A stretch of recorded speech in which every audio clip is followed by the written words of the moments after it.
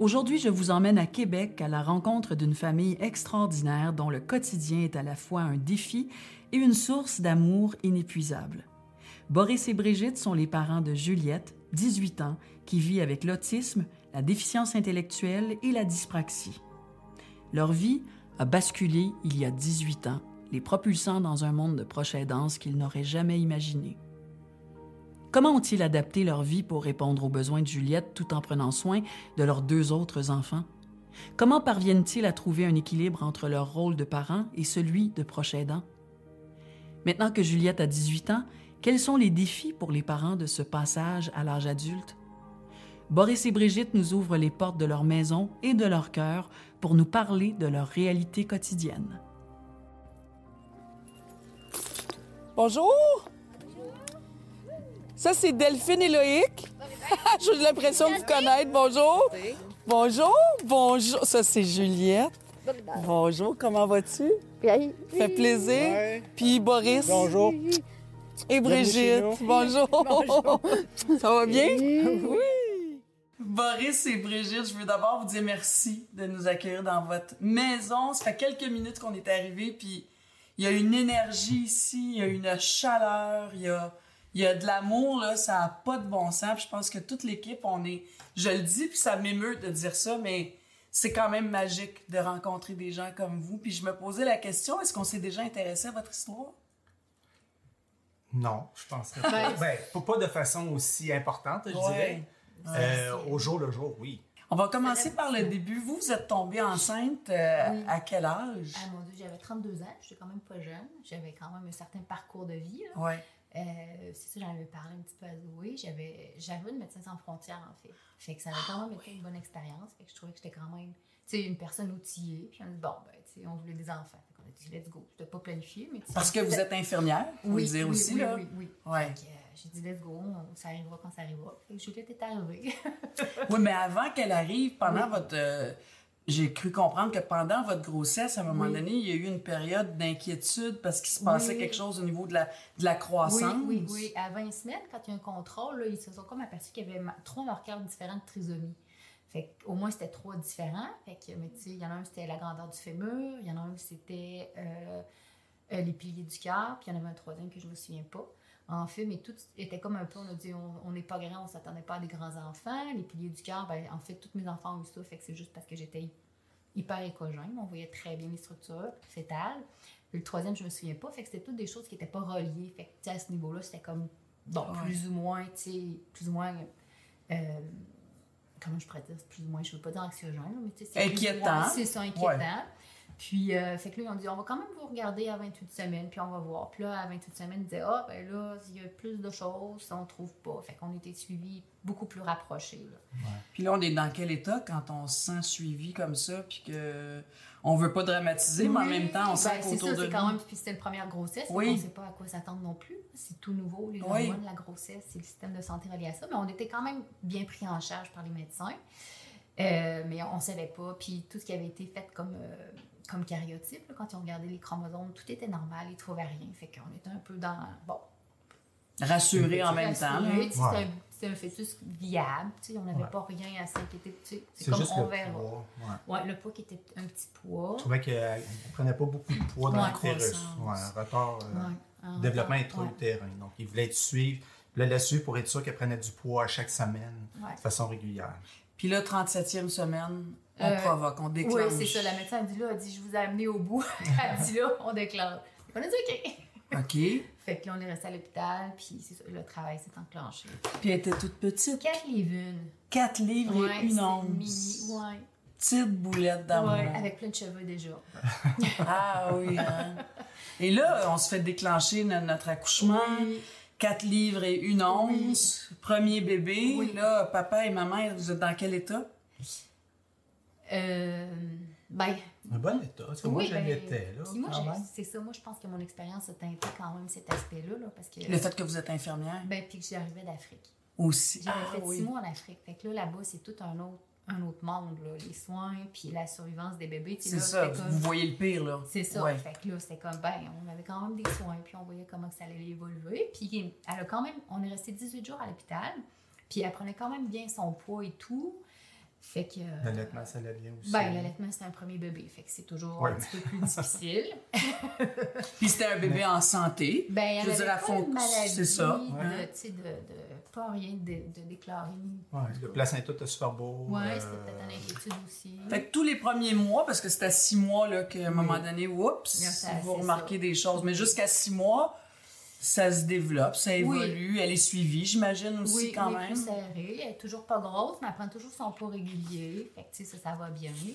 Puis à 6 mois, ben là, c'est ça, moi, je m'aperçois qu'il y a comme un problème au niveau développemental. C'est vous qui avez demandé, en fait. Vous avez dit, regardez, on vient vous voir parce que ça.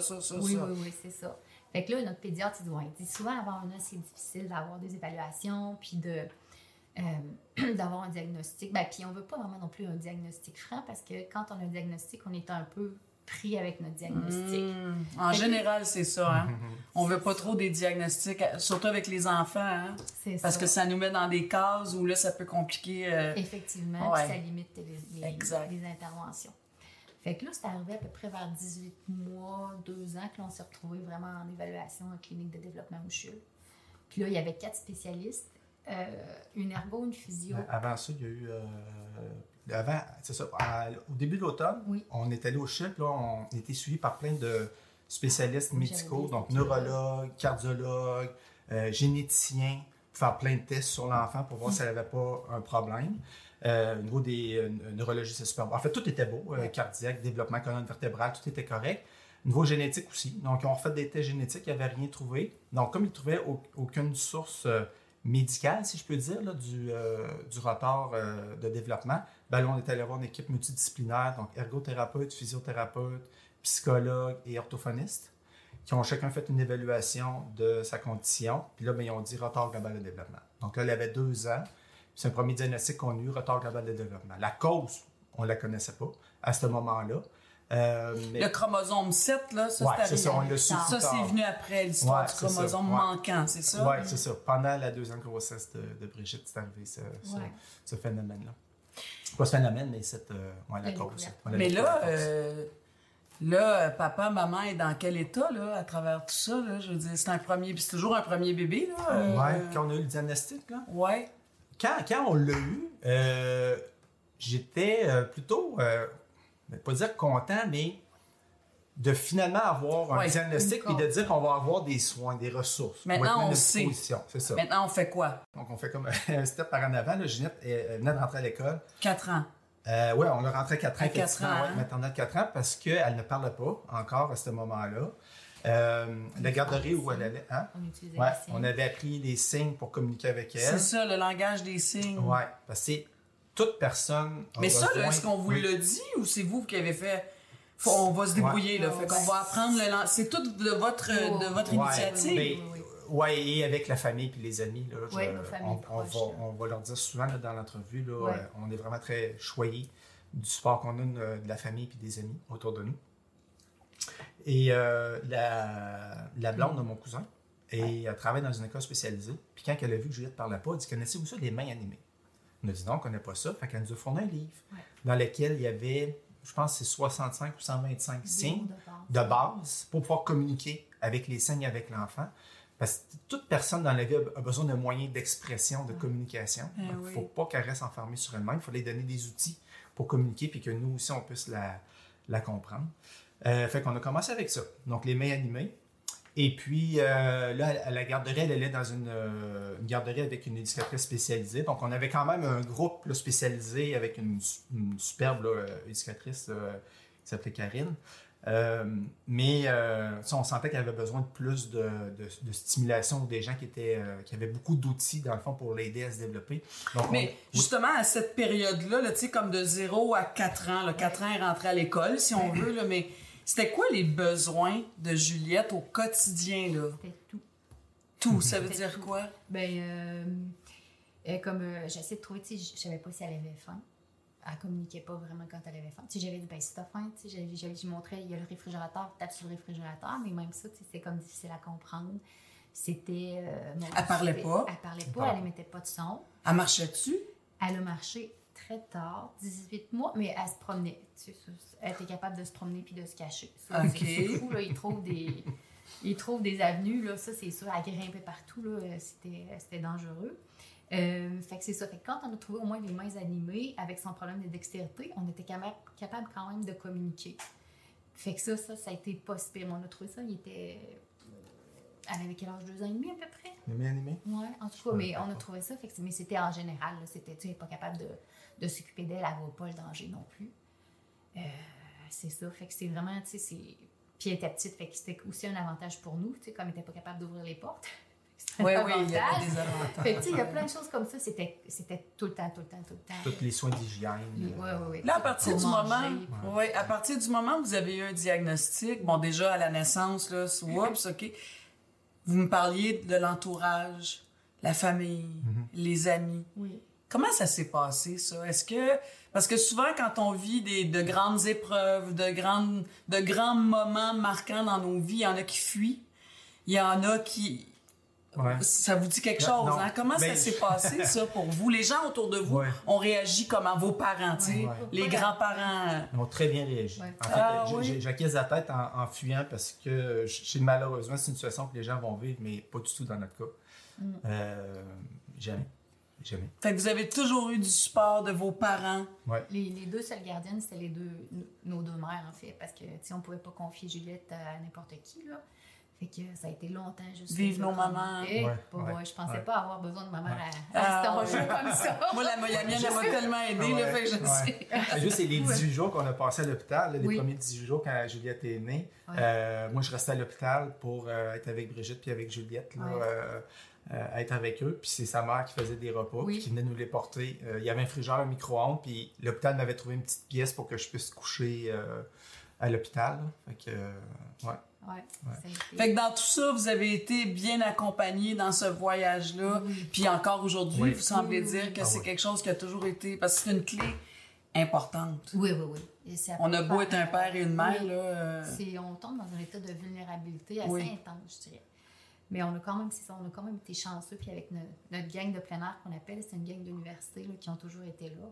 Puis, tu sais, on s'adapte toujours avec Juliette, on l'amène partout. Mais, tu sais, ça a toujours été comme ça avec tous nos enfants. Puis, ça n'a pas été différent avec Juliette, là. Tu sais, elle s'est toujours intégrée. Puis, Oui, mais quand vous dites, Brigitte, on se retrouve dans un état de grande vulnérabilité, ça se traduisait comment dans votre quotidien? Tu sais, est-ce que vous avez eu des moments, j'imagine, où on craque, où on se cache dans un coin puis on braille notre vie parce qu'on est désemparé aussi, là? Je veux dire, on n'est pas à l'abri de ça. Oui, non, tout à fait. Ça a été plus tard. Là. Moi, j'ai craqué pas mal plus tard. Oui. Mais c'est sûr que des fois, tu as des petites tendances ici, hein?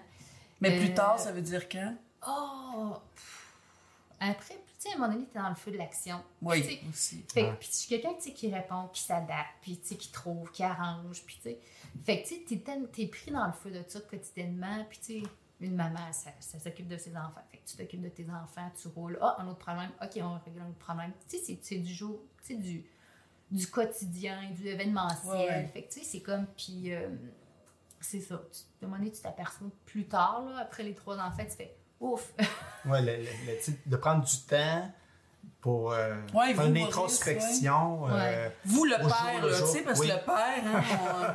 s'occupe des enfants aussi, le père. Oui, de toute évidence, je vous le confirme, mais... Tu sais, je sais pas, souvent, on pense que les pères, ils vont, en tout cas, plutôt peut-être se cacher ou vont tenir. Puis, est-ce que vous aussi, vous avez eu un moment où vous avez craqué, sans même peut-être que Brigitte le sache tout de suite, là?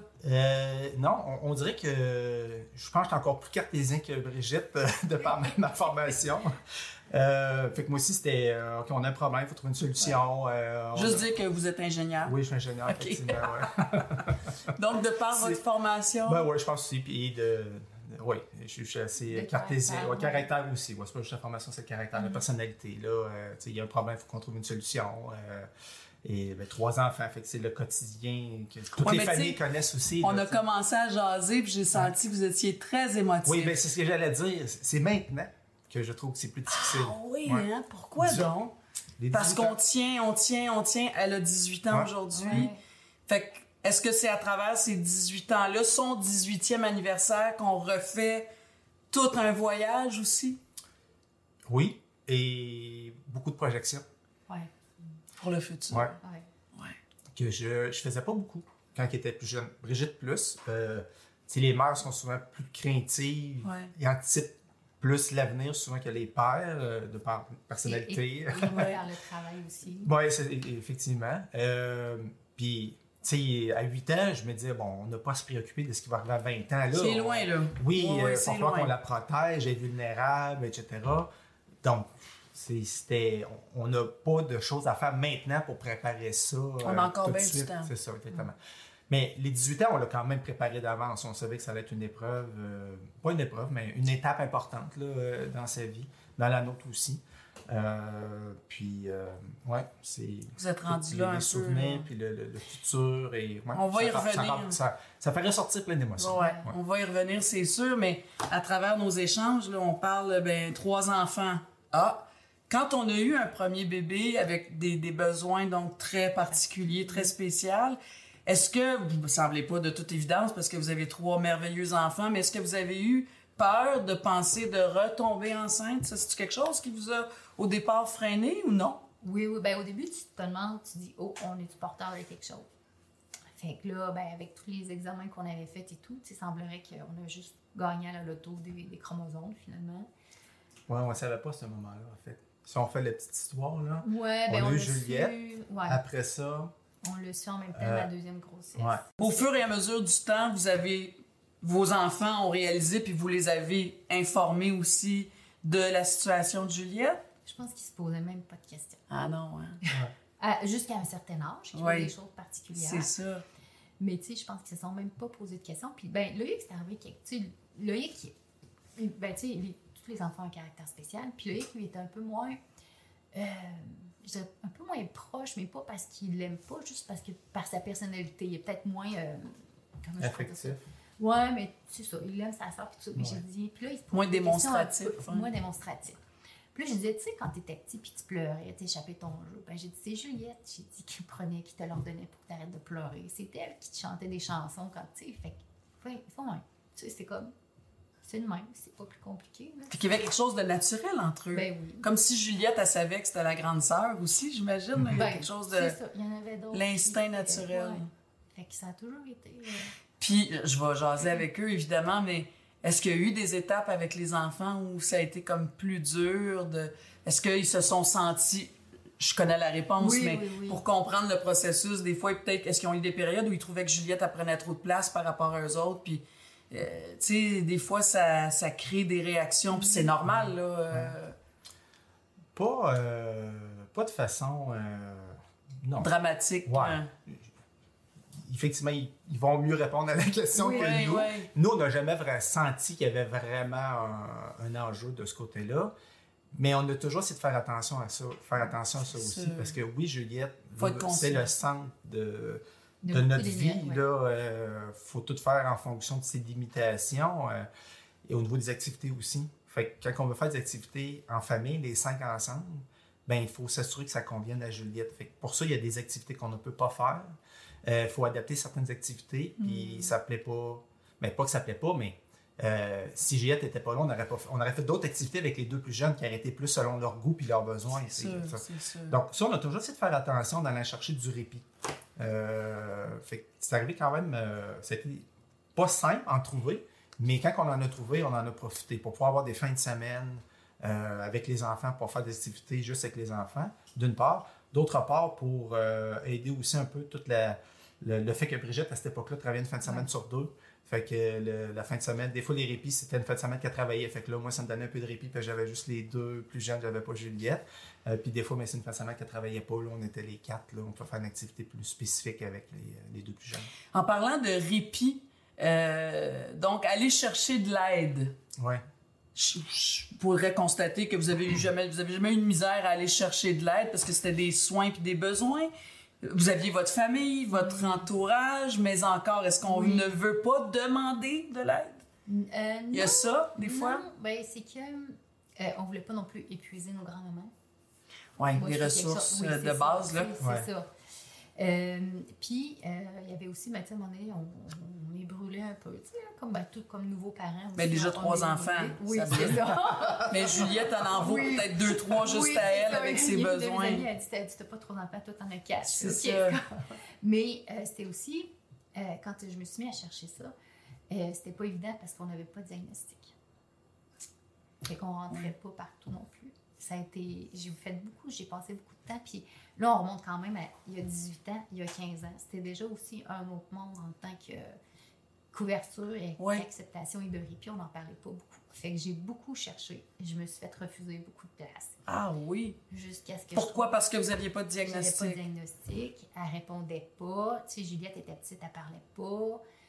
On était quand même pas si pire. Elle était pas gavée, elle était pas aux couches. Fait que tu sais, on était quand même pas pire. Fait qu'on tombait tout le temps entre deux offres de services. C'est ça. Soit des centres de répit où les enfants, il faut qu'ils soient gavés, aux couches, polyhandicapés, où là, ils offrent ces services pour ces familles-là. D'autres endroits, il faut avoir un diagnostic d'autisme, par exemple, ou de déficience intellectuelle. Nous, on avait retard global de développement. Donc, c'était pas assez ciblé sur un diagnostic pour pouvoir rentrer à certains endroits. Jusqu'à temps que je découvre. Oui, j'appelle, puis je parle à Marie-Ève aux petites lucioles. Fait que ça a été... On a eu quelques soleils. Moi, je les appelle mes soleils dans ma vie, là, dont les petites lucioles.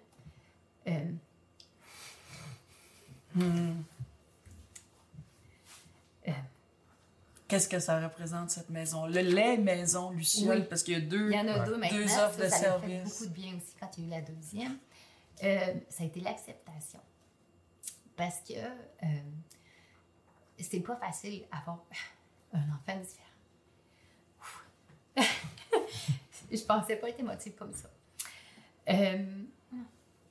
L'acceptation de la différence n'est pas évidente. Puis ça l'était encore moins il y a 18 ans. Là, tu sais, tout ce qui est maintenant santé mentale, différence, on en parle plus. Oui.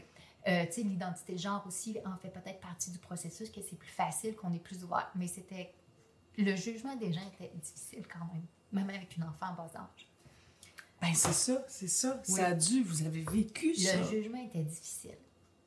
Puis les gens pensent que parce que ton enfant a un besoin particulier, comme il y en a une fois, m'a fait la remarque, elle dit, vous savez, elle dit, vous pouvez la chicaner, votre enfant. Là, je fais, mon enfant n'a pas un comportement différent parce que je ne mets pas de discipline ou à la maison ou que je ne m'en occupe pas. Là. J'ai dit, c'est parce qu'il y avait un problème, tu sais, autre. Fait que, tu sais, le jugement des gens, c'était quelque chose, là.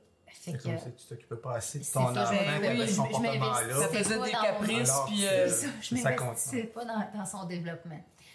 Fait que quand je suis arrivée aux petites lucioles, puis j'ai parlé à Marie-Ève, puis là, j'ai dit...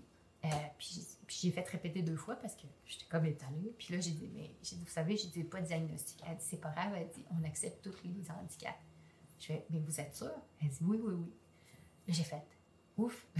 Vous veniez de gagner la loterie, là. Oui, ça m'a fait du bien. Fait que ça a été un soleil, les petites lucioles. Fait que là, il n'était pas situé à la même maison, il était situé, là, c'était vraiment au tout début. Là, à quel âge, à ce moment-là, les maisons Lucioles? Ah là, je pense qu'elle devait avoir 4-5 ans. OK, fait en même temps que l'école aussi, oui, là. Ça a été des grosses périodes. Puis là, je lis le nom Joseph Paquin, ça, c'est l'école. OK, parlons de ça. Fait qu'à partir de 4 ans, il y a l'école Joseph Paquin, il y a les maisons Lucioles qui rentrent dans vos vies. Oui. Ça, c'est un changement, là. Là, vous prêtez vos enfants, vous prêtez votre fille, là, vous vous séparez d'elle. Oui, c'est un apprentissage. Ça doit être angoissant, là, aussi. Plus la fin de semaine. La semaine, l'école, c'était pas si pire parce que elle allait à la garderie, quand même. À temps plein. À temps plein. OK. À temps plein, moi, une journée, une fois de temps en temps, quand j'avais mes journées de congé de semaine que j'ai gardées avec moi, mais en théorie, était pas mal. Donc, vous aviez eu accès à une garderie avec des soins spéciaux, là, avec un enfant qui a des besoins. On était chanceux aussi. Parce que la première garderie en milieu familial, ça non plus, après 1 an, elle dit je peux pas la garder. Bon, il y a toujours à discuter, mais enfin. Puis là, par hasard, là, c'était comme, on était en plein été, on cherchait parce que là, on n'avait plus de garderie pour l'automne. Puis là, ils nous appellent, puis ils disent, on a une garderie, puis on a une éducatrice spécialisée avec 4 enfants à besoins particuliers. Fait que là, on nous dit, ouf. Fait que ça a été notre, un autre épi, ça l'a fait du bien. Fait qu'on savait qu'il était dans son petit groupe, puis il était avec son éducatrice Karine. Puis vous aviez confiance. Oui. Ça a-tu pris du temps à avoir confiance? Parce qu'on n'est jamais... Il n'y a personne de meilleur que nous autres, là. C'est nous autres, on veut tout faire, puis c'est juste avec moi qu'elle veut ça. Puis avez-vous eu ça, vous? Non, c'était pas... Non. Puis il y a des gens avec qui tu le sens que ça va bien. Ouais. Il y en a d'autres avec qui tu as une retenue, puis il y en a avec qui tu fais c'est correct. Puis tu sais, c'est sûr que... Tu sais, c'était dans le processus aussi, peut-être de l'enfant à besoin particulier, tu sais, je savais pas tout, puis je savais qu'il y avait des choses que je n'étais pas la plus compétente. Fait que, tu sais, je laissais aux gens leurs compétences, puis moi, je faisais mon côté, puis C'est ça. Je me disais, ben, de toute manière, on essaye puis on voit. Si ça fait pas, ben, on fera un plan B.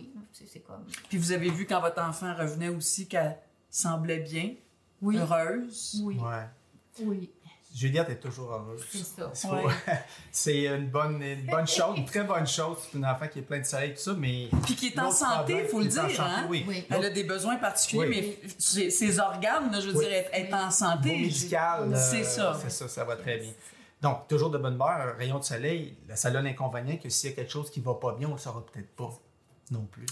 Si elle n'est pas heureuse en endroit, elle va arriver à la maison, elle va être de bonne humeur, puis ça elle va dire oui. C'est jamais arrivé, là. Oui, sa personnalité ne change jamais. Pour qu'elle pleure, il faut qu'il arrive de quoi de grave, là. Oui. OK. On a parlé aussi de faire des activités là, avec les 2 autres enfants. Ça veut dire quoi, toutes ces limitations-là? Des exemples, tu sais. Vous voulez faire un voyage, mettons, on va aller au Kilimanjaro, là. C'est un peu exagéré, peut-être, mais tu sais, partir une semaine en vacances, là.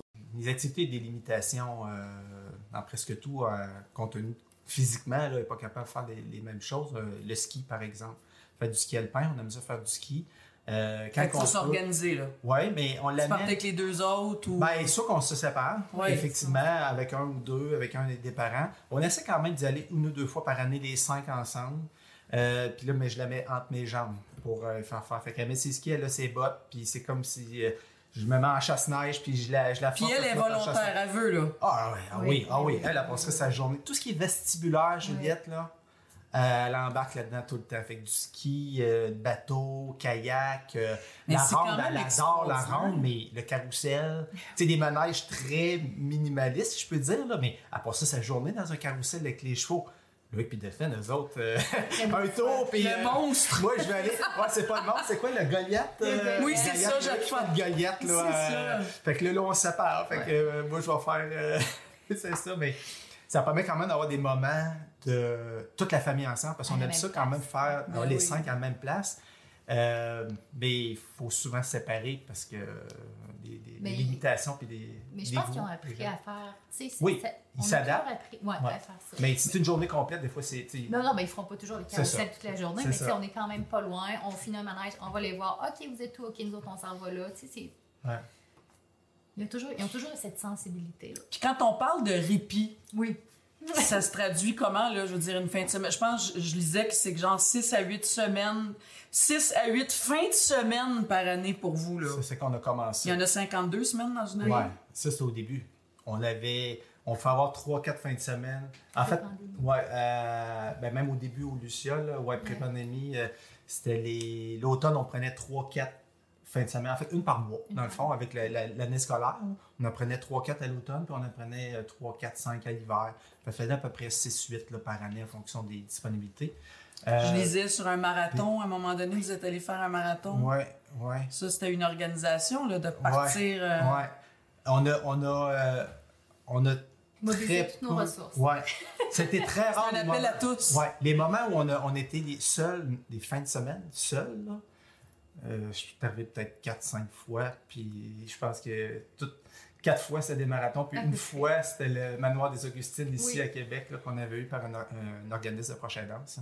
Mais sinon, on va prendre des répits sans Juliette, s'occuper des 2 autres, mais juste nous. Là, mais j'arrive à ça. On n'en a pas. Parce que vous êtes un père, une mère, vous êtes des parents, mais vous êtes, avant tout ça, là, vous étiez des amoureux, vous êtes des amoureux.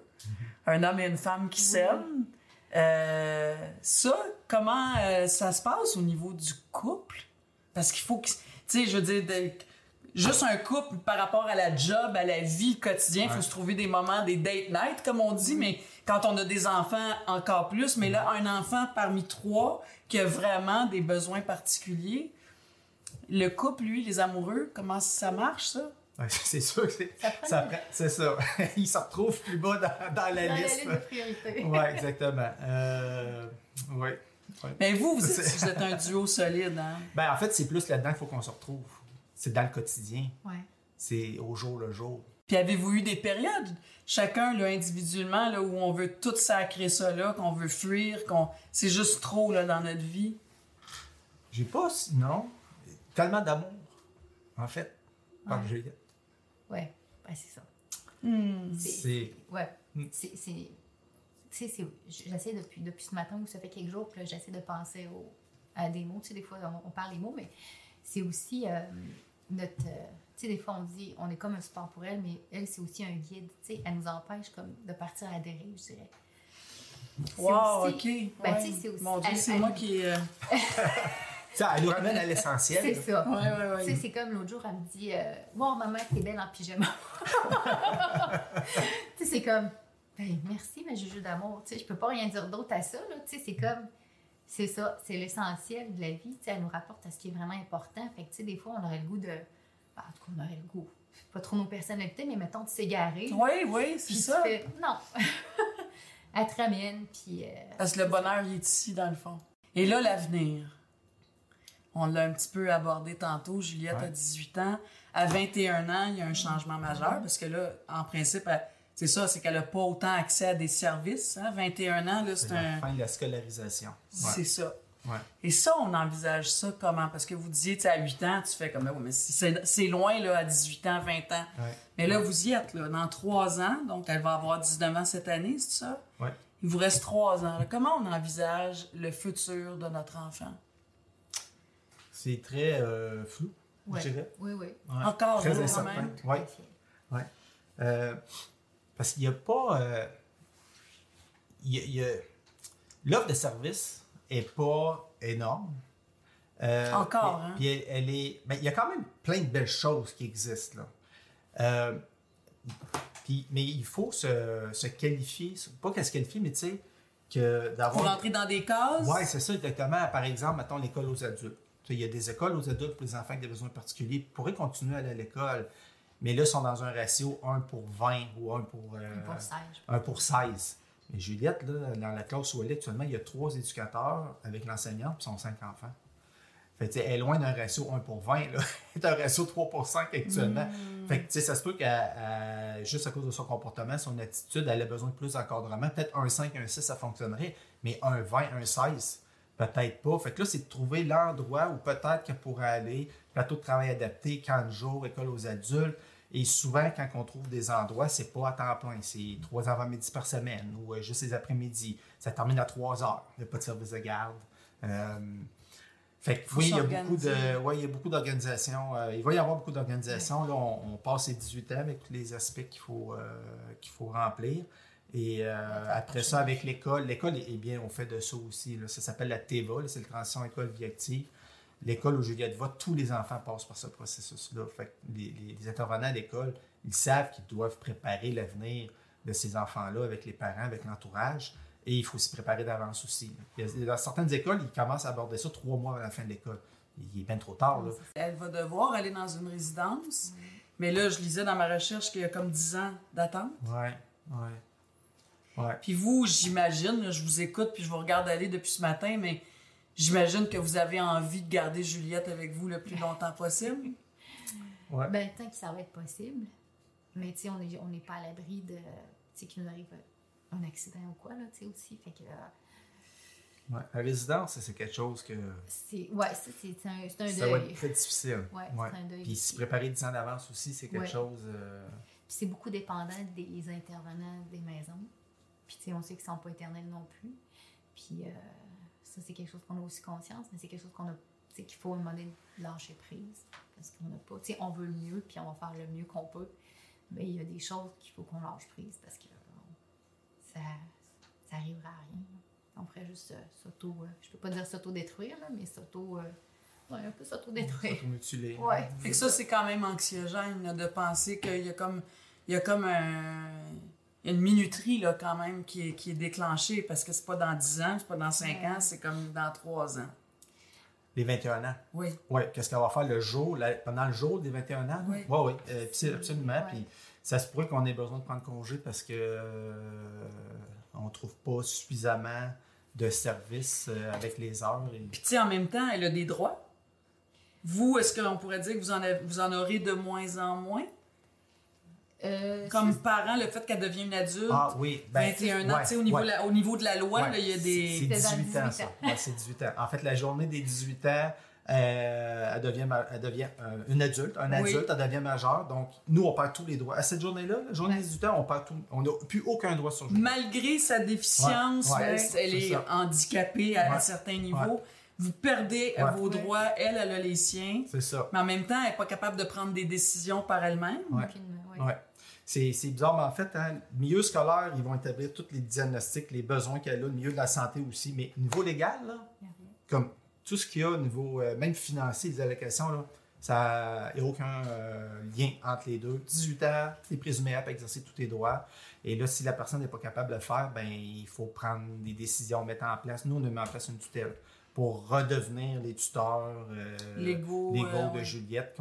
Officiellement, on est la garde de Juliette, parce qu'elle a pas décidé aujourd'hui de partir. Marina, si tu veux partir avec elle, elle serait heureuse de partir avec toi. Mais Juliette, là, vous l'avez vu, là, elle partirait avec tout le monde. Là, oui, je suis arrivée ici. Marina était comme si je la connaissais depuis toujours. Ouais. Donc là, on a fait les démarches pour redevenir tuteur et reprendre les droits qu'elle n'a plus. Mais ça, c'est 18 ans. C'est ça, 21 ans, ben là, c'est les soins, pas les soins, mais l'école qui se termine. Les activités. Qu'est-ce qu'il va y avoir, on ne sait pas, mais peut-être qu'il va falloir qu'on arrête de travailler partiellement aussi. C'est une éventualité. Ça aussi, ça se prépare. Ouais. Si j'étais le ministère de la Santé, là, à moi toute seule, là, vous êtes assis devant le ministère, je ne sais plus son combien, de centaines de milliers, là, et c'est gros ce ministère-là. Qu'est-ce que vous diriez à ces gens-là, au ministre de la Santé, là, vous comme parent, avec votre expérience de vie, avec Juliette depuis presque 20 ans, vous avez vécu là, où il n'y avait rien, puis si j'avais à résumer, vous vous êtes un petit peu battu tout au long de ces 18 ans-là, puis vous avez eu accès à du privé parce que vous aviez les moyens aussi, chose que bien des familles n'ont pas. Qu'est-ce que vous diriez à ces gens-là? C'est d'offrir des soins de réadaptation en fonction des besoins de l'enfant et non pas des ressources financières ou des contraintes administratives qu'il pourrait y avoir ou des trajectoires de services qui sont mal faites dans le système. Parce que la paperasse, ça, c'est interminable, hein, il paraît, là? À certains égards, oui, là, pour certaines... Comme s'il fallait que tu recommences tout le temps alors que tu fais, elle a 18 ans, ça fait 18 ans que vous la connaissez. Oui. Il y a des choses, il faut refaire plusieurs formulaires, des fois. Les mêmes choses, il faut répéter parce que c'est d'autres ministères qui ne se parlent pas, là. Mais au milieu de la santé, c'est vraiment d'offrir les services en fonction des besoins des enfants, puis des épisodes de service aussi, là, que ce soit intensif, là, pas juste... ponctuel. Là. 20 heures par année. Quand on avait eu les services à l'école, là, on avait un orthophoniste qui avait été distrait Juliette, puis il voyait Juliette à chaque semaine. Je me rappelle. Puis ça l'a pris 1 an pour y faire dire non. Là, quelqu'un pourrait dire, c'est de l'argent mal investi parce qu'elle a passé 1 an, puis elle a juste dit un mot. Mais si on n'avait pas fait cette année-là, après 1 an, elle n'aurait pas dit non. Ça aurait peut-être pris 4-5 ans. Là. Puis c'est fondamental d'être capable de dire oui puis non dans cette communication. Puis non. Juliette, c'était beaucoup de petites bouchées à chaque fois. Ça a l'air simple de dire non, mais il faut placer la langue, il faut ouvrir les lèvres, il y a le son, l'air qu'il faut projeter d'une telle façon. Il faut avoir l'intention de le dire, puis musculairement, on le fait de la bonne façon. C'est tellement complexe, on s'en rend pas compte. Ça. Nous, on parle, là, puis c'est tellement facile. Mais pour des enfants comme elle, c'est un gros combat. Dans cette famille, la proche aidance n'est pas seulement l'affaire des parents. Loïc, 15 ans, et Delphine, 13 ans, jouent aussi un rôle auprès de leur grande sœur Juliette. Comment vivent-ils cette situation?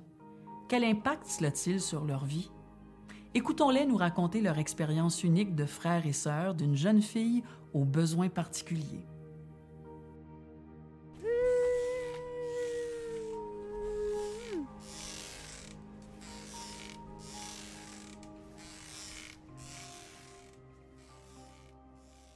Alors là, je suis avec Juliette, la belle Juliette. Oui. Comment tu vas? Bien. Tu vas bien, hein? Oui. L'été arrive, t'es contente? Oui. Papa. Puis il y a Delphine, puis Loïc qui est là. Oui. Loïc, toi, t'es arrivé en 2e, t'as 15 ans. Oui. Puis Delphine, t'as 13 ans. Ouais. Moi, je suis curieuse de savoir.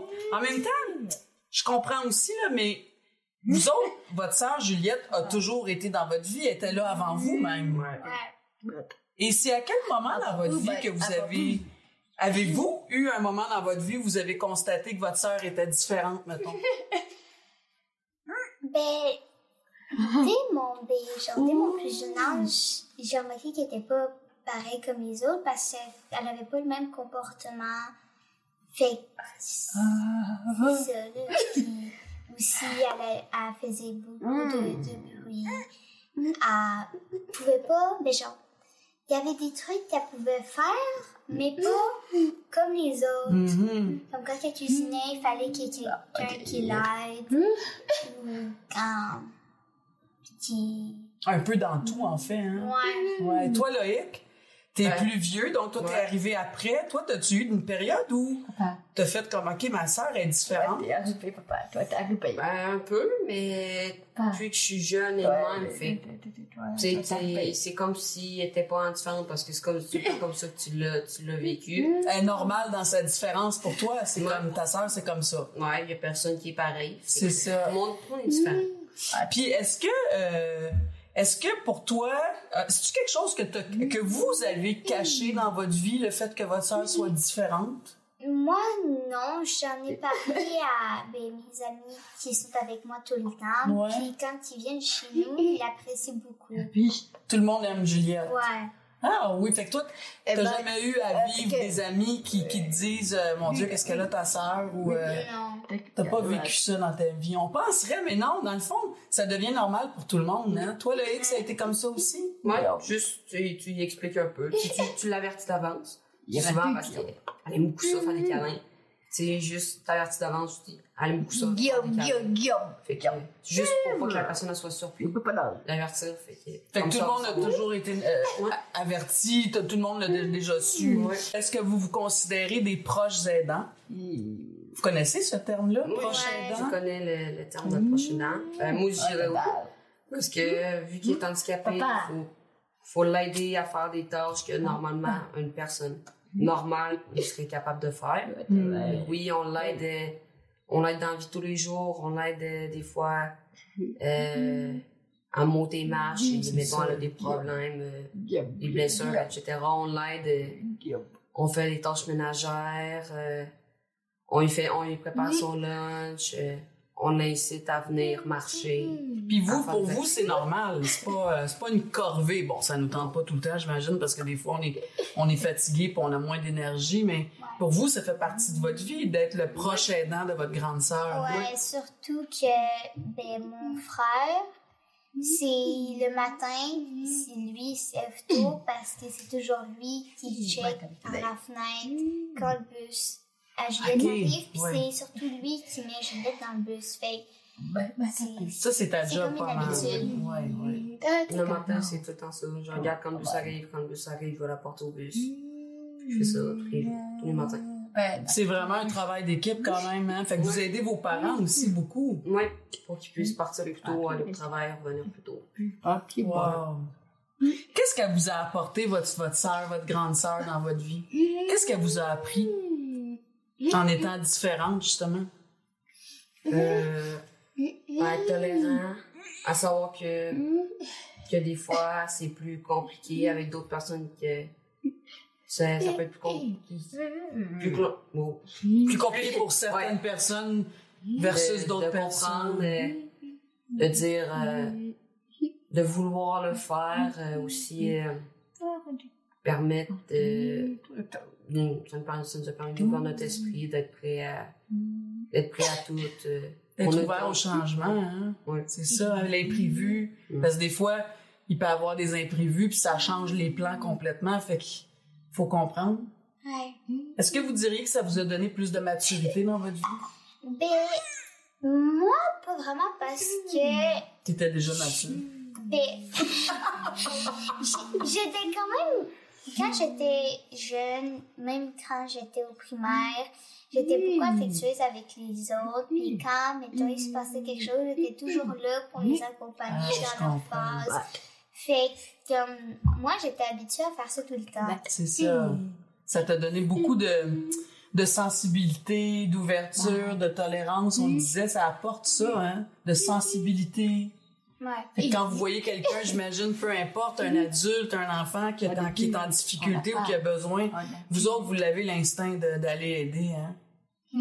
Puis vous le propagez en plus, fait que vous êtes un bon exemple. Delphine, il paraît que toi aussi, tu sais, Loïc qui disait que lui, tous les matins, c'est l'autobus, il la prépare, il s'assure, il va la reconduire à l'autobus.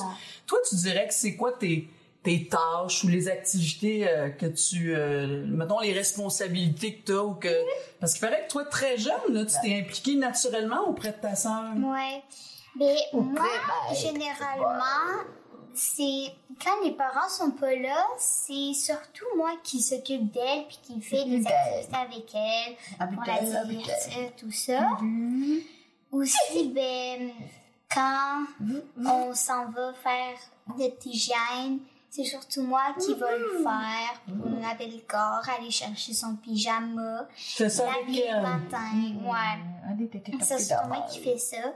Puis, mais ça t'est venu naturellement ou tes parents t'ont dit, toi, Delphine, tu vas faire ça? Non, c'est surtout naturellement. Comment ça? C'est arrivé, ça? Puis t'étais jeune, il paraît, quand tu faisais ça. Oui, j'étais très jeune, mais j'étais aussi, on était beaucoup ensemble quand j'étais jeune, là, on s'aimait beaucoup. Puis, quand je vais dormir, parfois, quelque part d'autre, elle veut toujours que je reste avec elle et comme Delphine, tu vas dormir où? Delphine, reste avec moi. Mais là, il paraît que vous dormez encore ensemble. Oui. Comment ça? Parce que genre, il manque, on a juste 4 chambres. Ouais. Puis on n'a pas beaucoup de place, mais aussi on est bien ensemble dans le lit, on est confortable. Puis ça fait longtemps que tu dors avec ta sœur. Ouais. Ah oui, parce que tu sais, rendu à ton âge, tu pourrais dire non, moi je veux ma chambre à moi tout seul, puis ce serait normal, mais pas toi. Non. T'as du fun avec ta sœur.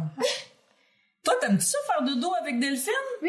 Dans le même lit? Oui. Dans la même chambre? Oui. Ça dort mieux, hein? Oui. Mais oui, c'est quand même génial. Oui. Puis c'est quoi les... Donc toi, c'est au niveau, tu dis de l'hygiène, tout ça, tu vas jouer avec elle, mais ça, vous partagez aussi cette tâche-là. C'est pas une tâche, mais vous faites ça ensemble aussi. Ouais.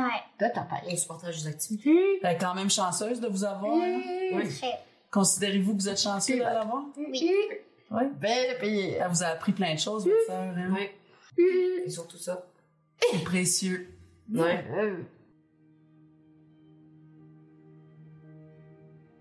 L'école joue un rôle essentiel dans la vie de Juliette. À l'école Joseph Paquin, spécialisée pour les élèves ayant des besoins particuliers, Martine Perrault est bien plus qu'une enseignante.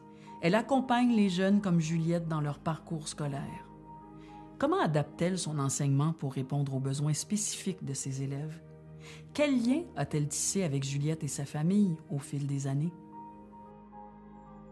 Ça rappelle toujours des souvenirs quand on est dans des écoles comme ça, là. Ben oui, mais nous ici, là, c'est particulier parce que les locaux sont quand même petits. On n'accueille pas des groupes de Non, je voyais votre classe. Oui, oui. Je pense qu'il faut se passer vers la gauche. Oui, on va rentrer dans notre pièce. Martine Perrault, merci de nous accueillir dans votre école. Ça me fait plaisir. Oui, vous êtes enseignante ici à l'école spécialisée Joseph Paquin, exactement. Parlez-nous de cette école-là. Mais avant, je veux juste vous dire, j'ai su que vous étiez là depuis presque 30 ans. Oui.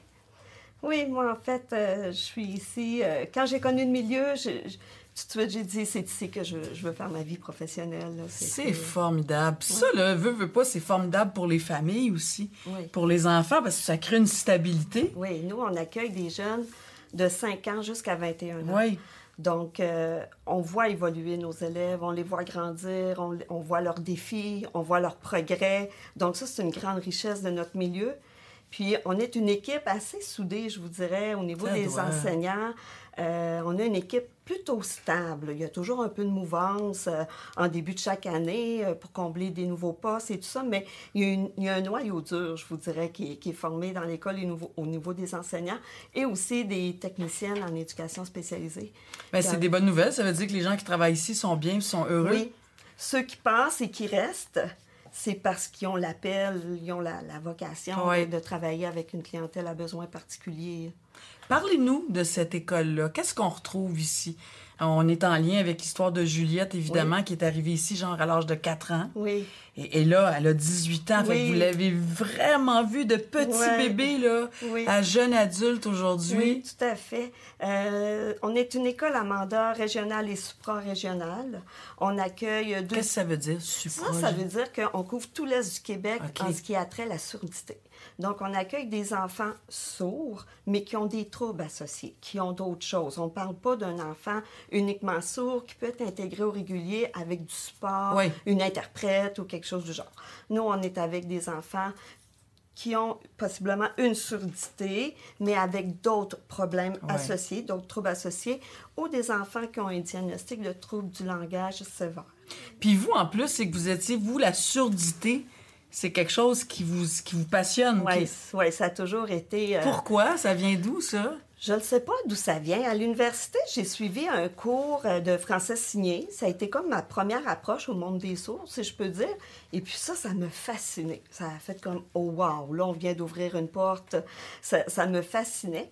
Et puis quand j'ai eu l'opportunité de venir travailler ici, j'ai senti, je dis, moi, c'est sûr que je veux travailler ici. C'est mon milieu, là. Puis, de travailler dans un milieu spécialisé comme ici, moi, je trouve comme enseignante, c'est hyper stimulant parce que on a une équipe avec plein de professionnels avec nous, c'est ça que je voulais dire. Ouais. Donc, c'est pas juste des enseignants avec quelques éducatrices spécialisées. Il y a beaucoup d'éducatrices spécialisées. On a une psychoéducatrice, on a une neuropsychologue, et on a une TES école, on a des orthophonistes, on a une ergothérapeute. Donc, quand ça vient le temps de s'asseoir, puis discuter d'un cas à un élève qui vit une problématique, peu importe quoi, on s'assoit tout ce beau monde-là ensemble. Ouais, tout le monde intervient. Ça, c'est une grande richesse. Là, c'est une richesse parce que là, tout le monde apporte un peu sa couleur, son expertise. On se donne des plans de match. On se revoit un mois plus tard. Et ça, je trouve ça ultra stimulant. Comme enseignante, c'est vraiment stimulant. Il y a combien d'élèves ici par année, là, en général, en moyenne? Présentement, là, cette année, on est à 70 élèves environ. C'est un tout petit milieu. Hein? On est... là, je ne veux pas faire d'erreur, mais environ 15-16 enseignants, 12 groupes, en fait, d'élèves. Donc, ça donne un petit peu une ordre d'idée de la grosseur des groupes. Moi, j'enseigne cette année à titre indicatif d'un groupe de 5 élèves. Fait que vous, dans votre classe, vous avez 5 élèves. J'ai 5 élèves, il y a moi, et j'ai 2 éducatrices spécialisées à temps plein avec moi. 3 pour 5? Oui. Hey, ça, c'est quand même extraordinaire. Oui, c'est que on sait quand les jeunes sont admis ici, c'est qu'il y a des besoins. Ils ont besoin à peu près à tous les niveaux. Oui. La problématique majeure, c'est le trouble du langage ou la surdité avec d'autres diagnostics. On dit souvent qu'on travaille en comorbidité dans les diagnostics quand c'est des enfants souvent qui ont des diagnostics très longs. OK. Donc, cette année, on est environ, c'est ça, 70 élèves, 15-16 enseignants, peut-être un petit peu plus, mais parce qu'on a des enseignants spécialistes aussi. Mais c'est ça, parce que l'école Joseph Paquin, vous avez 2 spécialités. Oui, vous spécialisez dans 2 domaines. Oui, c'est ça, surdité et langage. Trouble sévère du langage. Ah, du langage, c'est ça. Donc, on est une école, là, notre vocation, c'est la communication totale. Nous, ce qu'on veut quand un jeune rentre ici, c'est développer sa communication sur tous les niveaux. Et nous, on prend tous les moyens possibles pour développer la communication. On commence par la parole. On parle toujours avec nos élèves, c'est sûr.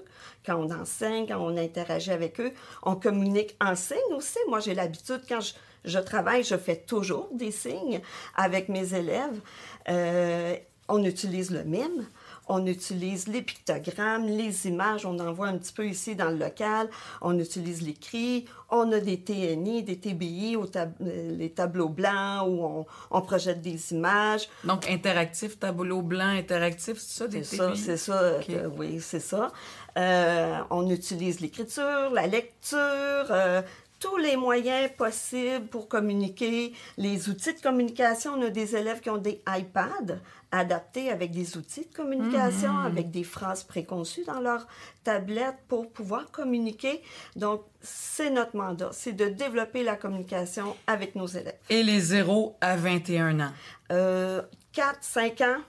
4-5. C'est vrai parce que Juliette est arrivée à 4 ans. Oui, c'est ça. vrai. Jusqu'à 21 ans, nos élèves cheminent avec nous. Parlons-en de cette merveilleuse Juliette. Oui. Elle est attachante. Elle est vraiment attachante. Oui. Tantôt, d'ailleurs, vous me disiez, le casse-tête qui est là, c'est son casse-tête. Oui. Parlez-moi, parce que vous êtes tellement un bon témoin, en fait, de son évolution. Il y a eu une petite période où vous n'étiez pas auprès d'elle, mais là, vous êtes revenu, là, oui, c'est ça. Cette dernière année. Où, oui, c'est ça. En fait, moi, j'ai connu Juliette, là, elle a fait, je crois, 2 ans à la maternelle ici. Et après, elle a intégré les classes qu'on dit nos classes de premier cycle, où là, elle commence plus ce sont des classes où on entame le cheminement scolaire, les apprentissages scolaires, français, mathématiques et tout ça.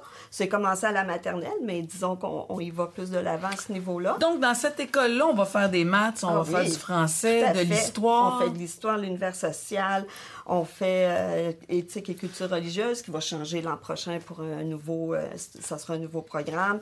On fait des sciences, on fait... adapté à chaque enfant, en fait, hein, c'est ça. Hein? Oui, parce qu'on utilise, nous, le programme de formation de l'École québécoise, le PFEQ, là, qu'on appelle dans notre jargon, mais on va toujours modifier les objectifs pour les mettre au niveau de chaque élève et les amener le plus loin possible dans l'année scolaire. Donc, c'est le travail du titulaire, comme moi, c'est ce que j'ai fait. En début d'année, j'ai produit un plan d'action pédagogique. Okay. Pour chacun de mes élèves. Et là, je vais piger des objectifs dans le programme, dans les programmes avec lesquels on travaille. Ça dépend de leur âge, ça dépend de leur cheminement, de leur évolution, de leur diagnostic aussi. Hein, c'est ça. Et puis là, je vais cibler des objectifs pédagogiques avec chacun de mes élèves. Et ça fait la base pour travailler après, pendant l'année. Parlez-moi de Juliette. Juliette. Quand on pense à elle aujourd'hui, là, elle a 18 ans. Vous l'avez connue à l'âge de 4 ans. Oui, c'est vous l'avez vue évoluer, là. Vous avez vu ses défis, ses difficultés, ses grandes réussites, j'imagine. Oui. Qu'est-ce que vous me diriez, pourriez me dire de Juliette? Moi, je trouve que j'ai retrouvé Juliette cette année parce que ça faisait quelques années que je ne l'avais pas eue dans ma classe, mais je l'ai eue à l'âge de 7-8 ans. Après ça, je l'ai eue quand elle a intégré l'étage du secondaire ici à 13-14 ans et je l'ai retrouvée cette année à 18 ans. Et c'est la première chose qui m'a frappée quand je l'ai vue cette année. Et puis je l'ai dit à mon équipe, là, à mes TES, dans ma classe. Wow, quelle belle évolution pour Juliette. Juliette, elle a acquis une maturité. Elle a développé son langage, sa communication. Elle s'est beaucoup améliorée avec les années. Parce qu'elle parlait pas petite, là. Non. Elle parle, Juliette. Oui, elle parle. On voit là, qu'il y a un travail énorme qui a été fait avec Juliette, tant au niveau scolaire que familial, dans toutes... Social, social, dans toutes les Elle était bien excitée quand elle nous a vus arriver ce matin. Puis en même temps, elle a un côté très posé. Oui. On était dans la maison, on n'était pas avec elle pendant un certain moment, puis elle était dehors. Puis moi, on se disait, mon Dieu, elle est où? Elle était assise avec son frère et sa sœur. C'était vraiment magnifique de voir ce niveau d'évolution-là. Oui, tout à fait. Puis c'est ça, moi, c'est ce qui m'a frappée en début d'année, cette année, de retrouver une Juliette quand même calme, posée, qui est capable de rester à sa place, qui écoute les consignes, qui suit très bien le rythme du groupe. Ça, c'est génial. Là. Elle a vraiment, vraiment bien évolué. Juliette, elle a encore des défis à relever. Je pense que toute sa vie, elle va avoir des défis. Mais nous, on l'accompagne dans la réalisation, dans son accomplissement en tant que personne. Puis l'idée, c'est qu'elle ne perde pas ses repères. Je veux dire, qu'elle ne perde pas ses acquis. À travailler fort, là, je veux dire. Puis en même temps, est-ce que vous diriez, de toute évidence, Martine, mais j'imagine que le lien aux familles, aux parents, ça pour moi, c'est de l'art, ça, quand vous pouvez établir ça. Oui, puis pour moi, là, en tant qu'enseignante, là, c'est ultra important. C'est cher à mes yeux d'établir une relation de confiance, de complicité. D'être sur la même page. Oui, avec les parents, avec la famille, parce qu'on partage une partie de la vie de leur enfant. Ben oui, vous faites partie un peu de la famille. On fait partie de la famille, on est l'extension de la famille. Quand l'enfant arrive ici, c'est nous, sa famille. Donc, nous, c'est important que l'enfant soit bien, il soit compris. Moi, je ne laisse jamais une interaction, un message qu'un enfant me dit dans la classe sans que je le comprenne. Je vais le faire répéter, fais des signes, montre-moi quelque chose, je veux te comprendre, qu'est-ce que tu m'as dit? c'est vraiment notre mission première de comprendre nos élèves, développer leur communication. Donc, pour nous, c'est vraiment ce qui compte. C'est la base, la plus grande richesse, c'est ça, parce que et j'imagine que vous communiquez régulièrement avec les parents. Les parents, diriez-vous que c'est quotidien ou presque? Quasi. Ah oui. C'est quasi quotidien, quotidiennement. Si c'est pas avec les parents de Juliette, ça va être les parents d'un autre élève, mais à toutes les semaines. Je vous dirais qu'à tous les jours. Courriel, c'est téléphone. Courriel. Moi, c'est principalement courriel. Quand il y a une urgence ou il y a quelque chose, là, vraiment, il faut régler tout de suite, là, j'appelle. Je n'hésite pas d'appeler aussi. Mais je vous dirais, dans la majorité du temps, là, c'est des courriels, puis on communique très bien là, de cette façon-là. Vous faites quoi, Martine, quand il y a des parents qui, justement, ils ont comme... Parce qu'il y en a, là, on va être honnête, qui n'ont pas compris le principe, en fait, qu'il faut créer des liens, puis il faut être sur la même page, puis il faut être constant dans notre façon de faire. C'est sûr que... Ça doit être difficile, ça. C'est très difficile. Puis notre travail, c'est sûr que s'alourdit à ce moment-là, parce que le pont entre les deux milieux de l'enfant ne se fait pas. Donc, c'est sûr que ça alourdit. Puis l'enfant en souffre, c'est l'enfant, en fait, ultimement. C'est toujours l'enfant qui paye. Parce que on ne réussit pas à faire de lien entre les deux milieux, donc il y a des bouts qui se perdent en chemin. Donc, c'est sûr que pour nous, c'est un défi, mais oui, effectivement, ça l'arrive. Puis, moi, personnellement, je n'en veux pas aux parents, je n'en veux pas aux familles avec lesquelles je travaille, parce que je dis souvent, nos familles, ce sont des familles endeuillées. Endeuillées d'un enfant qui ne répondra pas à la norme de la société, qui va toujours avoir des besoins spécifiques. Et puis c'est un grand deuil. Ça, un deuil, là, ça se fait par étapes. Ça se fait pas d'un coup sec. En 6 mois, c'est réglé, on passe à un autre appel. Puis des fois, ça se fait jamais. Hein? Puis des fois, ça se fait jamais. Moi, j'ai des enfants de 18 ans dans ma classe, puis on travaille encore beaucoup avec les parents à ce niveau-là. Puis c'est des petites marches à la fois. Boris nous racontait ce matin que ça a pris genre 1 an pour qu'elle dise non, Juliette. Imaginez, 1 an pour dire, puis tu sais, c'est quand même un mot important, non? Non, ça veut dire mes limites, ça veut dire plein d'affaires. Ça, effectivement. Fait qu'imaginez, tu sais, c'est... Tout est un défi pour les familles d'enfants comme Juliette.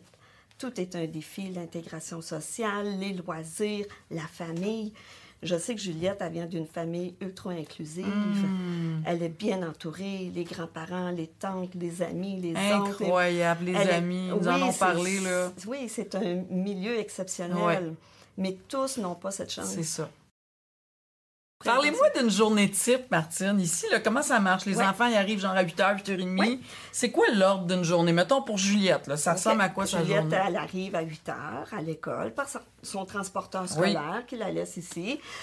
Donc, elle arrive à l'étage, à son casier, elle a son espace à elle se déshabille, elle défait son sac d'école, boîte à lunch, iPad et... son agenda, sa collation. Elle a tous des endroits là, désignés ici, là, dans le corridor. Puis Juliette est rendue super bonne pour ça. Là. Ça, c'est un très bel acquis. Elle fait toute sa routine. Après ça, on rentre dans la classe. Là, comme sa classe est juste de l'autre côté. Elle est juste ici, en face, c'est ça. Okay. Donc, elle rentre dans la classe avec ses 4 autres copains de classe. Et puis, on a des journées qui ressemblent à l'école. Là. On fait du français, on fait des mathématiques, on fait... on marche beaucoup par projet. Moi, à chaque semaine, je fais de la cuisine avec mes élèves parce que dans le programme pédagogique que j'utilise avec Juliette, il y a des périodes de formation personnelle et sociale. Et nous, on a ciblé dans ce cours-là de faire de la cuisine avec les élèves. Et le but ultime là, dans tout ça, c'est de développer l'autonomie des enfants. C'est ça qu'on veut, nous, qu'ils soient autonomes dans toutes les sphères de leur vie, pour qu'ils soient fonctionnels autant que possible, pour les amener à leur plein potentiel. Leur indépendance. Oui, là où chacun peut se rendre. Et c'est variable d'un élève à l'autre. Ça, on en est conscient. Mais nous, on veut les tirer vers le haut autant que possible. Oui.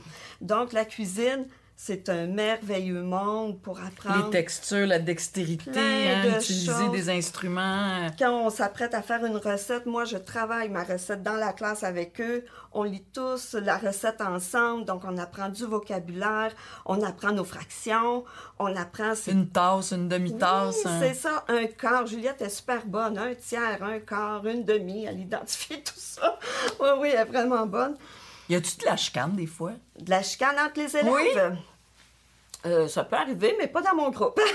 Mais en général, on pourrait dire que c'est assez rare. C'est assez rare. Parce que chacun aussi est dans son monde et est concentré. Mais c'est étonnant. Il y a beaucoup d'interactions entre les élèves. Oui, parce qu'ils sont d'un niveau qui se ressemble.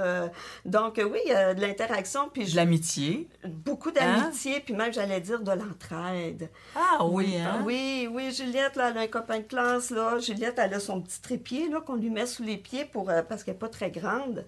Mais ma table commune pour faire des activités de groupe en classe, elle ressemble à celle-ci. Puis là, Juliette, elle se retrouve les pieds dans le vide sous la table. Donc, je lui mets un trépied. Okay. Puis là, son ami, là, lui, là, dès que Juliette, elle change de place, on se tourne pour faire notre horaire au tableau.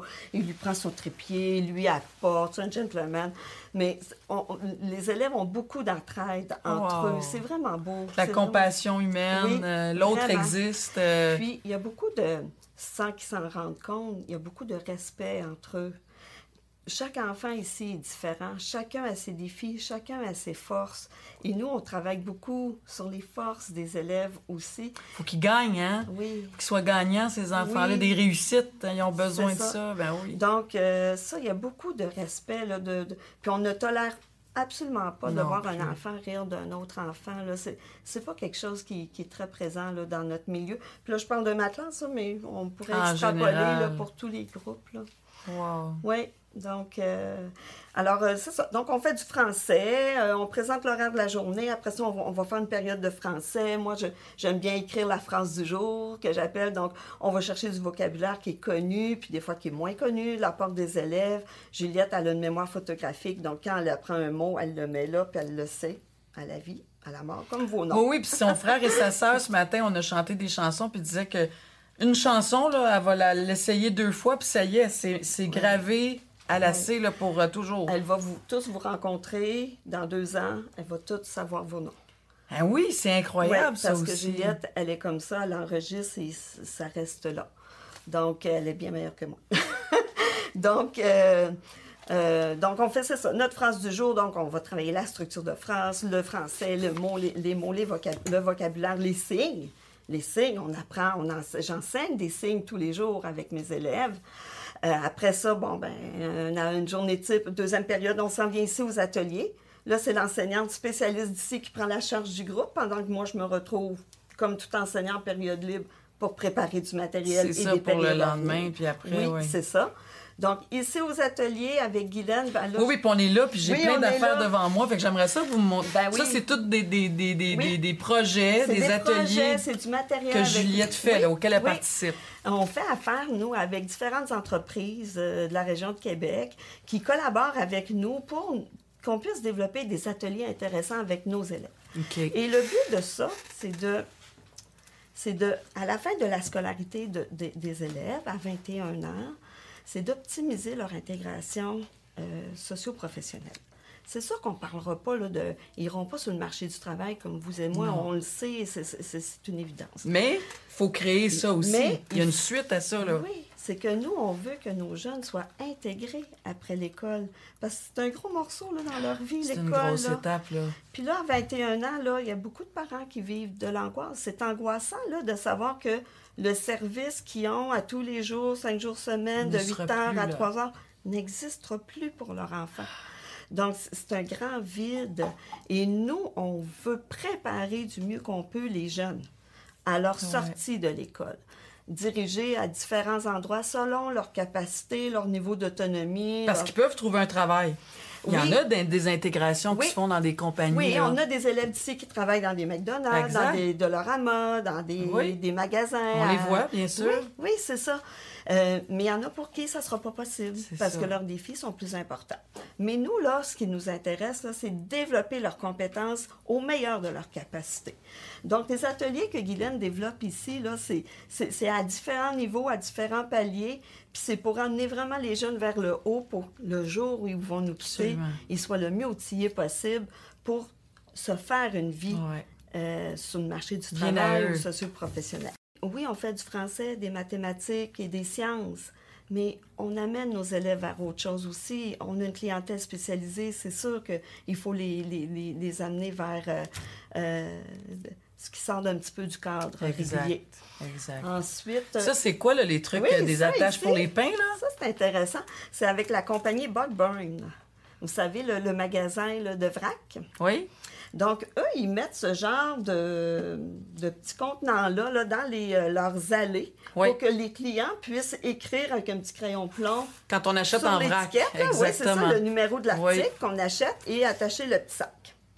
Puis ça, là, c'est un travail qui est très long, de mettre ça dans des plats, comme ça, tout bien placé pour optimiser. Là. Vous voyez, on en voit en chantier ici, là.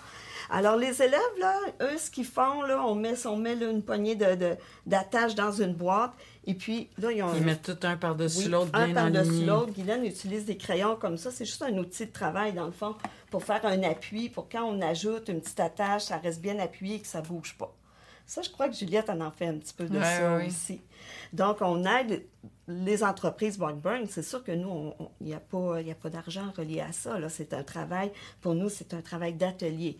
Mais ça les amène à se concentrer, à développer leurs compétences en vue, peut-être qu'ils vont être appelés un jour dans un atelier protégé, après leur scolarité, à faire un travail qui va ressembler à ça. Absolument. Donc, c'est des exemples. Ici, on fait du lavage à l'école. En bas, on a la cuisine, puis on a une salle de lavage. Alors, ça, c'est toutes les guenilles, les débarbouillettes. Plier les guenilles. Qu'on utilise, que tous les enseignants utilisent dans leur classe pour différents besoins. Donc, à chaque semaine, les élèves ramassent les guenilles sales, mettent ça dans un panier, ils emmènent ça en bas. Juliette a fait du lavage des fois à l'école, et puis ils reviennent ici avec ce qui est lavé, séché, et puis on plie les débarbouillettes. Donc, on fait du pliage. Ça, c'est un autre genre de travail que les élèves peuvent faire. Cette année, on a développé un beau projet, c'est notre friperie éducative. En fait, juste ici, en face de l'école, il y a une église, l'église Saint-Jérôme. Et depuis plusieurs années, il y a une friperie au sous-sol de l'église, mais qui était un petit peu, qui avait besoin d'amour, je dirais. Et puis, l'école a eu l'idée de reprendre un petit peu l'organisation de la friperie et d'en faire une friperie éducative. Donc, moi, mon groupe, à chaque semaine, de 1 à 2 fois semaine, on s'habille, on traverse la rue, puis on s'en va travailler à la friperie. On fait du triage de vêtements, on plie des vêtements. Des t-shirts, des blouses, des pantalons, Est-ce que tu penses que c'est pour une fille ou un garçon, ce vêtement-là? Est-ce que c'est pour un adulte ou un enfant? Donc, on développe un petit peu la réflexion derrière tout ça, les méthodologies de travail. On met sur les cintres. Et après, il y a un autre groupe d'un autre programme qui sont un petit peu plus vieux, en toute fin de scolarité, qui, eux, prennent des rendez-vous. Ils vont vendre des vêtements à la collectivité, les gens qui veulent aller magasiner à la friperie. Ils prennent un rendez-vous en ligne, des élèves de l'école avec un enseignant qui quitte et qui vont rencontrer les clients et qui vendent.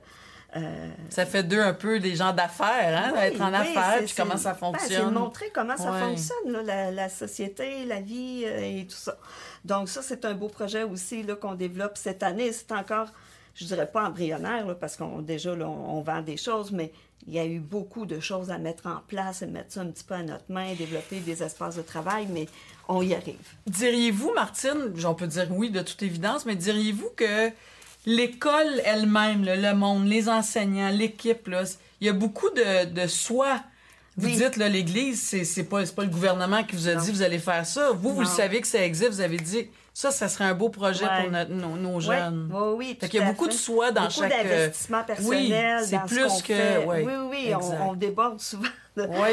On dit souvent à la blague, ça, c'est une tâche connexe. C'est une tâche connexe. On porte plusieurs chapeaux, puis il y a plein de tâches connexes. Martine, parlons de la fin, justement. Là. D'ailleurs, Juliette, on en arrive là ou presque. Là, elle a 18 ans, il lui reste 3 ans pour terminer sa scolarité ici. Après, c'est un peu le néant, si on veut. Et j'imagine que pour des parents, là, quand ton enfant est ici depuis l'âge de 4 ans, puis Boris, il nous le disait, là, tu sais, à 8 ans, 9 ans, 10 ans, tu te dis, oh mon Dieu, on a encore bien du temps. Mais quand tu arrives à cette étape-là, vous avez été témoin beaucoup de ça, vous, dans votre parcours.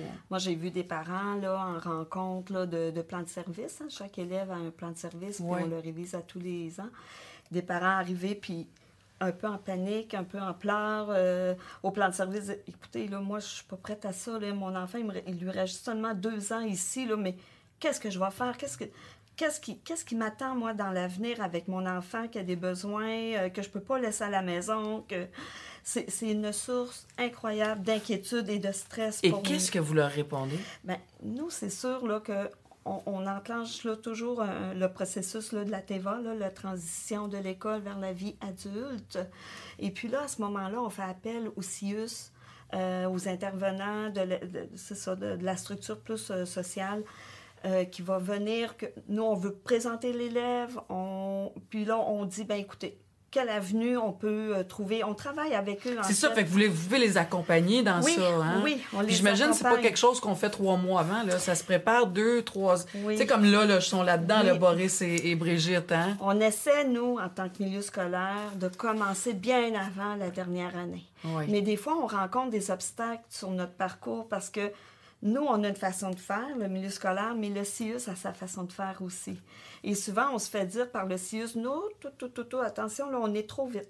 Là, il reste 18 mois de scolarité à l'élève. On ne peut pas tout de suite parler de dans quel milieu il peut être intégré. Nous, on commence à 6 mois avant la fin de sa scolarité, par exemple. Mais nous, on s'insurge comme ça. Là, on dit, mais non, mais là, il faut commencer avant. Puis on leur Fait que c'est nomme... d'informer les parents aussi. Oui. Vous êtes là pour ça, pour dire, avez-vous réalisé qu'il vous reste 1 an ou 18 mois? Ça, c'est sûr qu'on le dit aux parents, Ouais.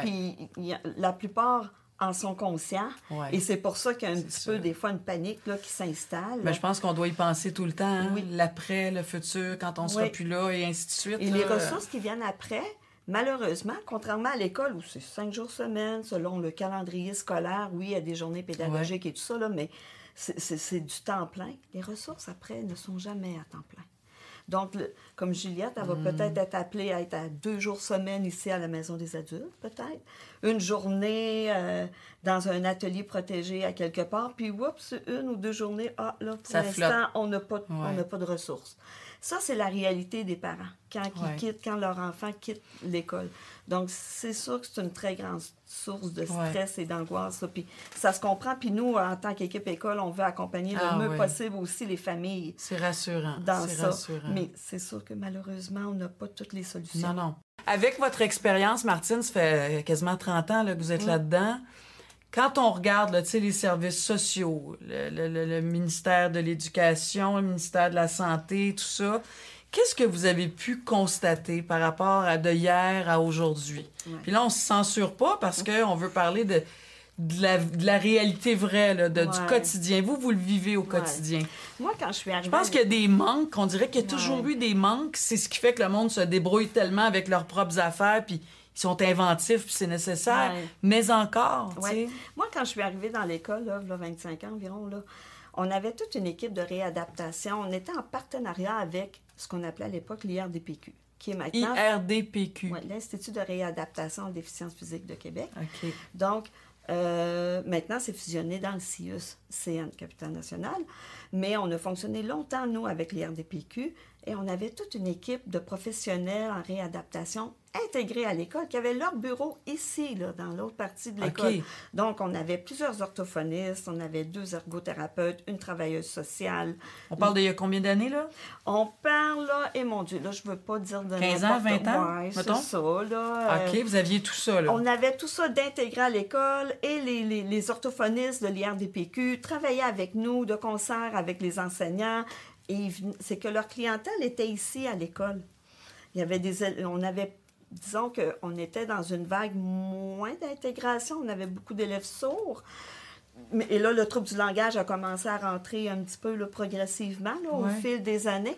Mais donc, ils venaient chercher les élèves dans les classes pour faire une thérapie de 30, 45 minutes. Ils allaient dans leur bureau avec le jeune, ils nous le ramenaient dans les classes. Ça faisait l'affaire de tous. Ça faisait l'affaire des enseignants, parce que le jeune bénéficiait d'un service là, tout de suite sur place.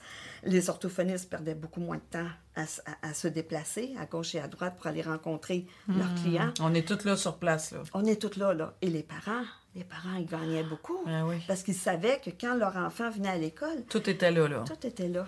Qu'est-ce qui a changé? Ben là, il y a eu les fusions. L'IRDPQ a disparu. Il y a eu le CIUS.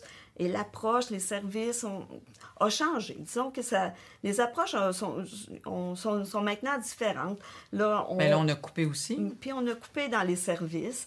Puis ça a eu du moins bon, puis ça a eu du bon dans le sens que ça a obligé un petit peu le centre de service et l'école ici à développer. On a développé nos propres services.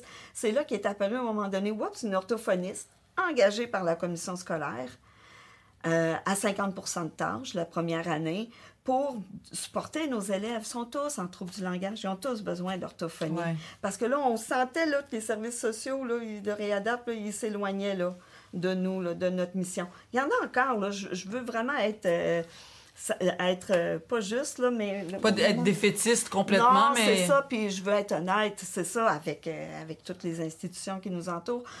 Il y en a des orthophonistes du CIUS qui viennent à l'école travailler avec nos jeunes, oui, puis on les apprécie, puis merci de venir, on compte sur eux, puis ils sont importants pour nous. Mais il n'y en a pas assez. C'est ça. Il y a beaucoup de jeunes qui mériteraient avoir des soins, avoir des services, et ils n'en ont pas. Okay. Donc, l'école a développé ses services d'orthophonie, et maintenant, on a une ergothérapeute à 50 % du temps aussi. Là, si vous étiez assis devant le ministre de la Santé, vous qui êtes une spécialiste, là, vous êtes en éducation spécialisée, vous leur dites quoi? Vous dites quoi aux grands décideurs par rapport à votre travail, vos besoins, les familles qui ont besoin? En quelques mots, là, qu'est-ce que vous diriez? Auriez-vous quelque chose à dire? Il y aurait beaucoup de choses à dire. Oui. Mais enfin, vous nous confiez des enfants qui ont des besoins particuliers, qui ont un avenir, somme toute hypothéqués, parce qu'ils ont des grandes difficultés. Des grands défis. Donnez-nous les moyens de les aider. On a 2 orthophonistes maintenant avec nous à l'école et on en est très contents. Mais vous voyez, là, notre ergothérapeute, là, enfin, on a trouvé une ergo parce que c'est un autre enjeu, hein? La main-d'œuvre, les ressources disponibles, pas disponibles, bon, tout ça. Mais notre ergothérapeute, là, elle est à 50 % du temps ici. Là. Alors qu'elle devrait être à temps plein. Elle manquerait pas de job, mettons. Hein? Il pourrait en avoir 2. Ouais, puis les 2 auraient du travail à temps plein dans l'école, faire des thérapies de groupe. Il y aurait du travail pour tout ce monde-là, c'est sûr. Là. Facilement. Donc, les ressources, là, on a besoin. Donnez-nous-en des ressources. On a la chance maintenant d'avoir une psychoéducatrice avec nous. On n'avait pas avant. Là, on a une. Merci, c'est vraiment pratique. On a une neuropsychologue qui est avec nous, qui nous aide à cibler les... je dis des fois qu'elle couche sur table le cerveau de nos élèves. Elle nous aide à comprendre comment fonctionne. Voici comment il fonctionne. Oui, c'est ça. Donc ça nous aide beaucoup. Mais des ressources là, comme de ce genre-là, là, on a besoin, on en prendrait encore plus. Là. Et en terminant, Martine, qu'est-ce que vous pourriez transmettre aux parents, aux familles? Quel message vous auriez envie de transmettre aux parents d'enfants qui arrivent justement à l'âge de 4 ans ici, un peu perdus, un peu démunis parce que la tâche est grande, trouver les services, s'organiser. Vous diriez quoi à ces familles-là? Ben, je dirais en premier lieu, faut y aller, c'est un pas à la fois. On évolue un pas à la fois. Vous avez un enfant qui a des difficultés, l'école va mettre tout en branle. Faites-nous confiance. Oui, faites-vous confiance comme parents et n'essayons pas de tout de suite, parce que des fois, on a des parents qui sont en processus de deuil quand nos enfants sont petits, qui nous disent « Ouais, mais moi, mon enfant, il va-tu le faire, son secondaire? Je veux savoir, il va-tu le faire? » Puis c'est quand, là, qui va être capable de lire, mon enfant, là? Il faut y aller un pas à la fois. Là, votre enfant, présentement, il est à la maternelle. On va essayer de tout mettre en place, une base solide, pour après construire des apprentissages sur sa base. Puis on va évoluer avec Faites-vous confiance, faites-nous confiance, puis travaillons ensemble. Travaillons ensemble. Main dans la main, on est une équipe. Ça, c'est sûr que c'est à la base, là, de faites confiance à l'enseignant, au TES qui entoure votre enfant, puis faisons équipe ensemble. Exact. Moi, je le dis souvent à mes parents, vous savez, on travaille ensemble, là, on est une équipe, on est dans le même bateau, là, ensemble. Là. Donc, c'est... Merci. Ben, ça me fait Merci plaisir. de nous avoir accueillis dans votre école aujourd'hui. C'est toujours tellement génial de découvrir concrètement c'est quoi, qu'est-ce qu'ils font, c'est quoi les lieux, c'est quoi, c'est vraiment merveilleux. Puis, moi, je suis toujours partante pour participer à ce genre d'événement-là pour Ben, c'est ma mince contribution, là, en tant qu'enseignante. Là, je suis dans le milieu, je suis imprégnée, mais pour faire comprendre à la population en général, les enfants qui ont des besoins là, particuliers, c'est des enfants avant tout qui ont des besoins normaux, comme tous les enfants. Puis ces enfants-là, là, ils ont un apport à apporter à la société. Quand ils vont être adultes, là, on a besoin de main-d'œuvre, hein? On manque de main-d'œuvre. On a beaucoup de ces enfants-là qui, à leur façon, peuvent contribuer à l'avancement. Qui ont un potentiel à leur façon, qui vont contribuer à l'avancement de notre société. Il faut les intégrer avec nous et leur faire confiance. Merci, Martine. Ça me fait plaisir. Merci beaucoup.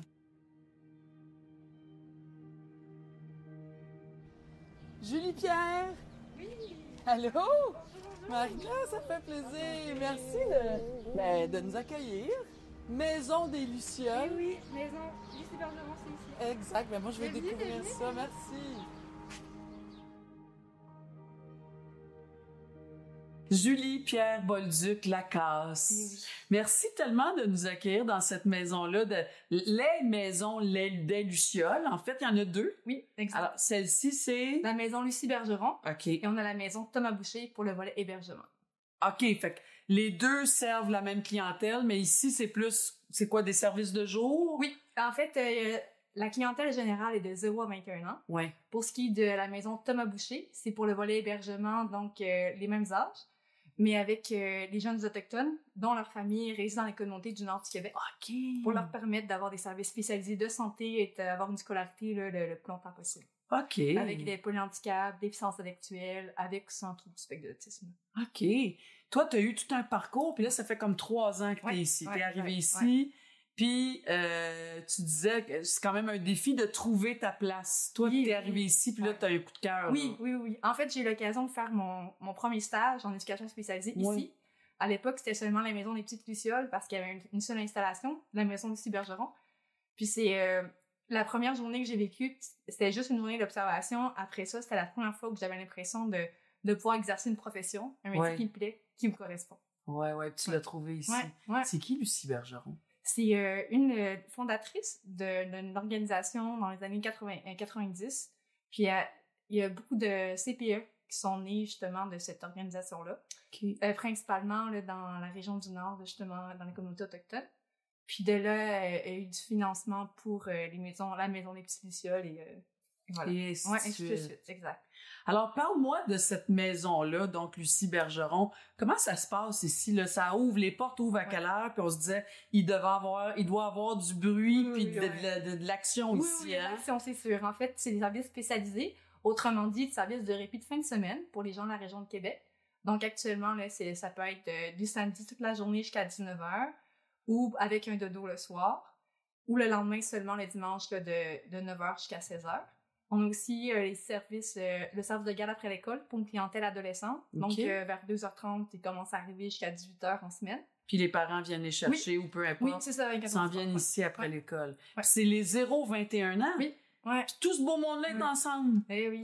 Fait qu'il y a des petits puis il y a des grands. Oui, on est les seuls, la région de Québec, à offrir un répit de 0 à 5 ans. C'est sûr qu'ils sont plus rares, mais il y en a quelques-uns là, qui fréquentent les services. Puis j'imagine des fois, les grands doivent quand même... Est-ce que vous les laissez, on joue ensemble? Oui. Des fois, ça fait des belles relations. Aussi, là, j'en connais... J'ai un duo en tête, là, un jeune de 17-18 ans avec un plus jeune de 9-10 ans. Là. Puis c'est comme si c'était une belle influence là, sur le plus jeune. Comme le grand frère, un peu. C'est quand même génial. Ouais. C'est quoi les activités qu'on fait ici? Ici, ça fonctionne par thématique de mois, généralement. Comme il y a de mois. Ouais. Mettons en janvier. Par exemple, le mois de mars, c'est dans des sucres. Fait que là, on découvre, là, bien sûr, là, des cabanes à sucre, des bricolages pour ça, les différentes thématiques. On a des activités spéciales aussi qui viennent à la maison. On a justement, là, il y a un projet là, de mural là, dans le couloir. Oui, j'ai vu qu'il a commencé, là. Auquel les jeunes ont participé également. Là, chacun a participé avec leur petite bonbonne selon ce qu'il est capable de faire. Puis, des fois, il y a des sorties extérieures. La semaine dernière, ils sont allés à la piscine, si je me trompe pas, en après-midi. Au centre communautaire. Fait que c'est vraiment un peu de tout là, pour répondre à chacun et à chacune. Oui, parce que c'est un beau moment. C'est ça, puis chacun à son niveau, selon ses besoins. Oui. Puis quand on dit là, des services spécialisés, ça se traduit comment? Tu sais, je pense peut-être à un de tes jeunes, tu dis, cette personne-là, quand elle arrive ici, Tu sais, comme je vois là au plafond, c'est quoi cette rail-là qu'on voit là? C'est pour un lève-personne. J'allais dire mobile, mais lui, il n'est pas mobile, il est statique. Oui. Mais oui, c'est parce que certains sont en fauteuil roulant. Oui. Donc, c'est pour permettre de faire un transfert de façon sécuritaire. Là. Puis autant pour le jeune que pour les intervenants. Fait que c'est une des façons de faire spécialisée dans le sens... dans le type d'alimentation aussi, parce que c'est pas tout le monde là, qui peut être nourri là, par la bouche. Certains, c'est par d'autres façons, gastrostomie qu'on appelle. Là. Donc, gaver, c'est ça, le gavage. Exact. Fait qu'on a les intervenants formés pour le faire ici.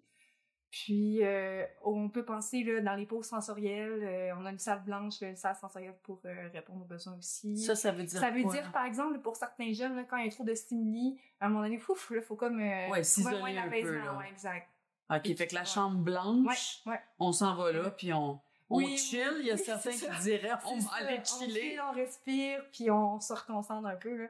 Là. Des fois, on appelle ça des décharges motrices aussi. Là. C'est comme un lieu où le jeune peut laisser sortir ce qui est trop. Puis il y en a qui sont quand même autonomes là-dedans, là, qu'on y va tranquillement, doucement, puis de lui-même, d'elle-même, elle sort là, quand elle se sent prête. Des fois, ça peut prendre un petit 15 minutes, puis on sent un changement là-dedans. Là.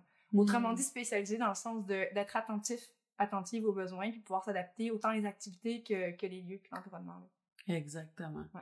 Et dis-moi donc, parce qu'ici, on peut dormir aussi. Oui, exact. La fin de semaine, il y a maximum 5 jeunes qui peuvent dormir le samedi. Sous surveillance, évidemment, par des intervenants. Ouais. Mais j'imagine, là, pour les parents, là, quand tu viens porter ton jeune, là, la première fois, ça se passe comment? Ben, c'est sûr que c'est pas tout le monde là, qui réagit de la même manière. Les parents sont peut-être plus habitués que d'autres. Ouais. C'est sûr qu'on peut faire des retours. Là. Je sais qu'il y avait certains parents qui demandaient là, d'appeler le soir le parent, juste des petites nouvelles, là, savoir comment ça a été durant la journée.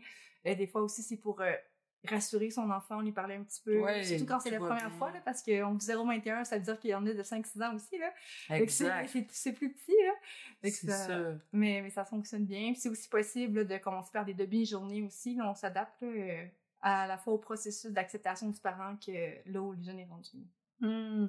Puis est-ce que, j'imagine que oui, mais quand même, tu sais, dans ces processus-là, toi, t'as vu là, depuis quelques années que t'es ici, là, comment les jeunes évoluent, tu sais, il y a un certain, j'imagine, détachement aussi qui se fait, ça fait partie ça du répit puis des services, mais ça doit être beau aussi de voir qu'un enfant va peut-être arriver ici vraiment apeuré, il veut pas rester, vous le forcez pas évidemment, mais de voir cette évolution-là aussi, puis pour les parents, ça doit être particulier. Ben en tout cas, pour nous, c'est sûr que certainement c'est beau de voir l'évolution des...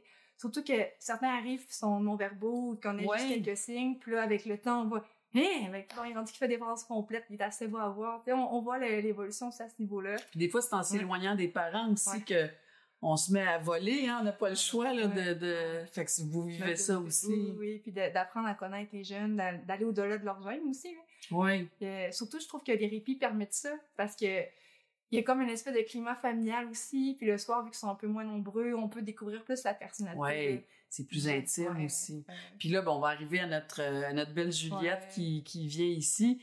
Toi, je pense que ça fait comme 1 an que tu la connais, là, Juliette. Oui, même plus, quand j'ai fait mon stage, j'étais ici. Fait que je l'ai connue à ce moment-là, elle était plus petite à ce moment-là. Oui. Qu'est-ce que tu pourrais dire de Juliette? Donc, tu l'as connue un peu plus petite. Maintenant, c'est une adulte, elle a 18 ans. Pour moi, c'est une sociable. Juliette, là, elle rentre à une place où on arrive, elle est là, elle salue son monde, là, j'ai envie de dire, là. Super attachante. On a eu tellement de plaisir avec elle ce matin, là. Affectueuse.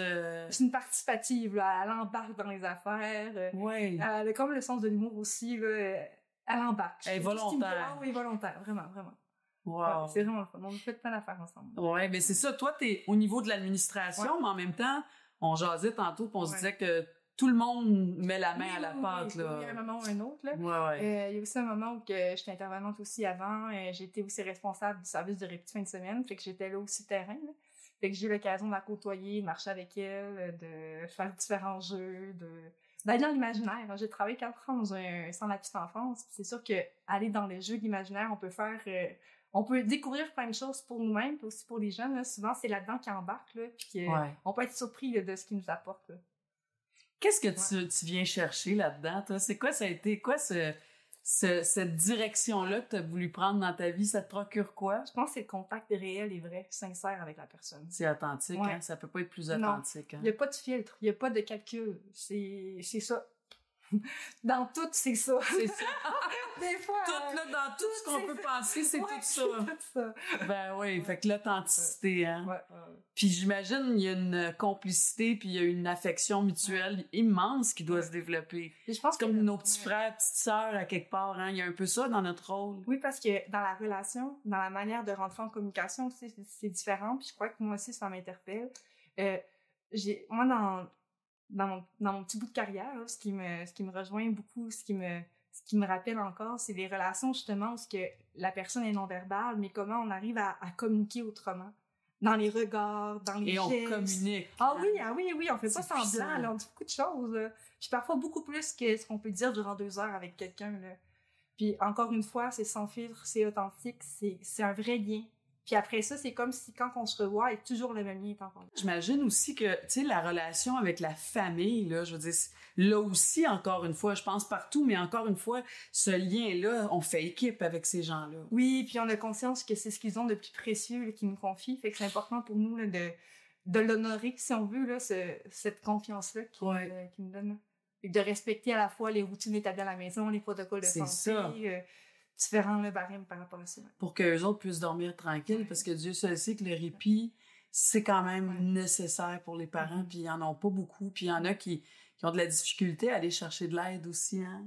Fait que j'imagine quand tu les vois arriver une première fois, ils doivent être comme des petites bêtes apeurées de laisser ce qu'ils ont de plus précieux, comme tu dis, hein. Fait que comme vous le sentez tout de suite, ça c'est clair.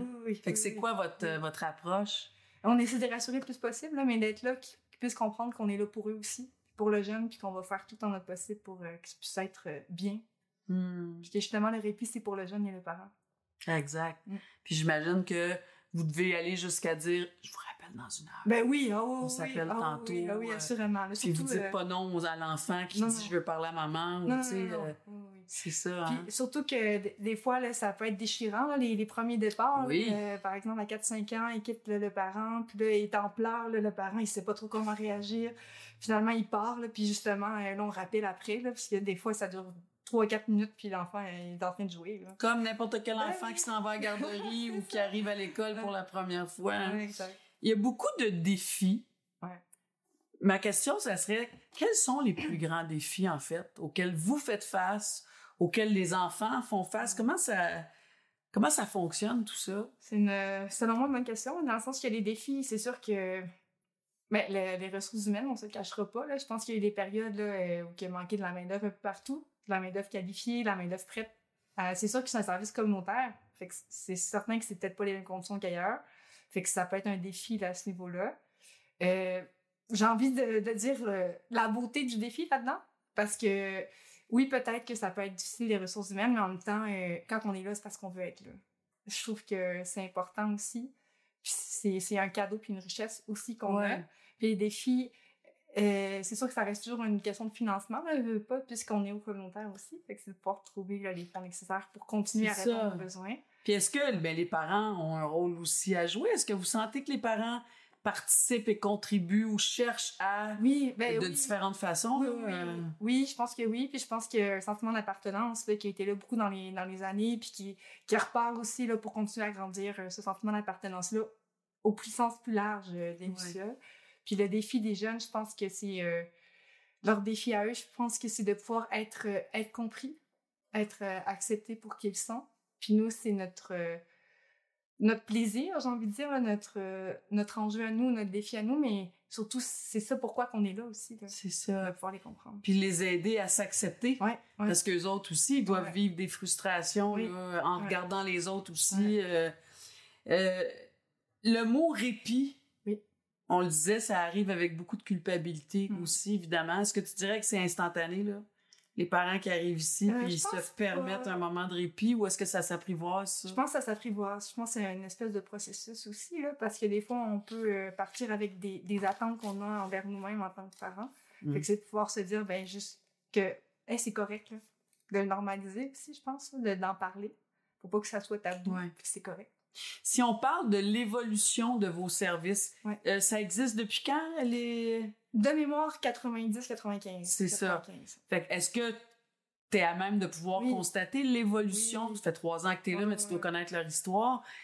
Et c'est toujours dans le communautaire. Ouais. Fait que ça a été quoi l'évolution de ce service-là? Mais comme dit notre directrice générale, on grandit avec nous seuls. Au début, c'était de 0 à 12 ans. Après ça, ça a extensionné là, de 13 à 21. Là, on a des résidents qui vient d'avoir 21 ans. Fait qu'on est dans un projet pilote qui va commencer à l'automne. C'est ça, vous avez eu de la nouveauté. Là, maintenant, c'est 21 ans et plus. Oui, c'est ça, pour offrir un service de jour en semaine. Ben ça, c'est révolutionnaire un peu là, pour vous, parce que oui, c'est il y en a peu nouveau, de ça. C'est nouveau, ouais, c'est nouveau pour nous. Puis là, c'est de voir comment on va le faire, à quelle couleur, mais c'est en processus de là. C'est vraiment une autre étape. Oui. Puis ça aussi, là, pour les parents, je veux dire, ça Ouais. ils doivent tellement être contents de savoir que là, il y a un service. Oui. Ouais. Donc, ça va être un service de jour. Oui.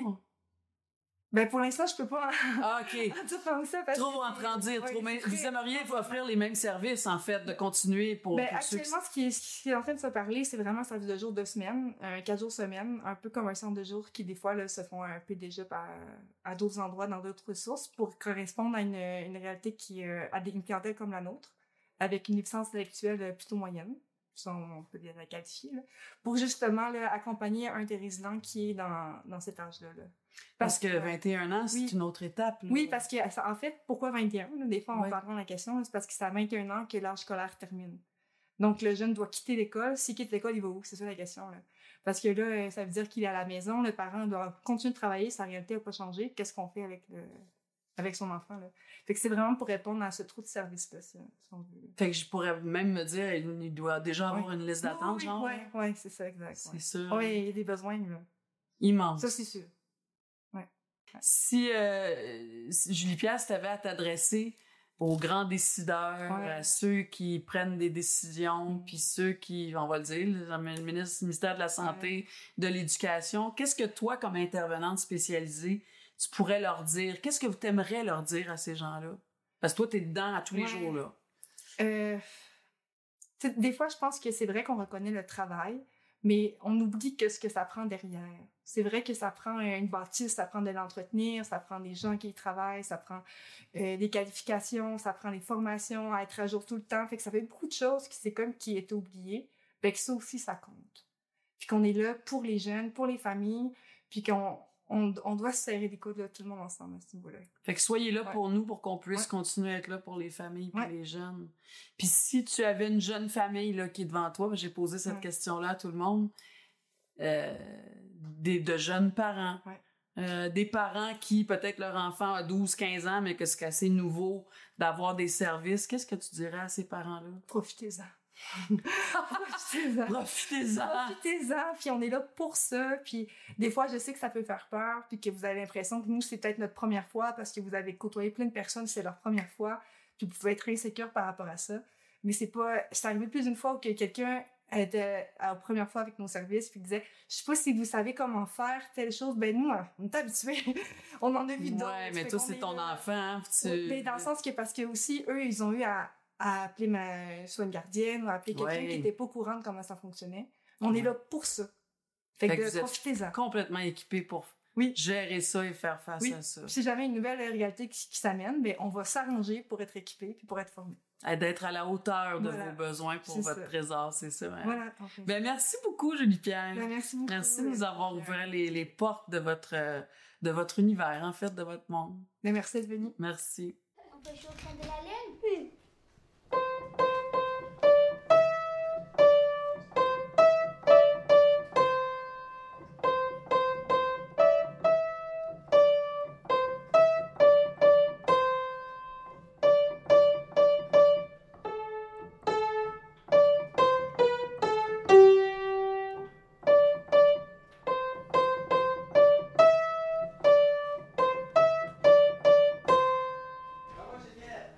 À la petite pause.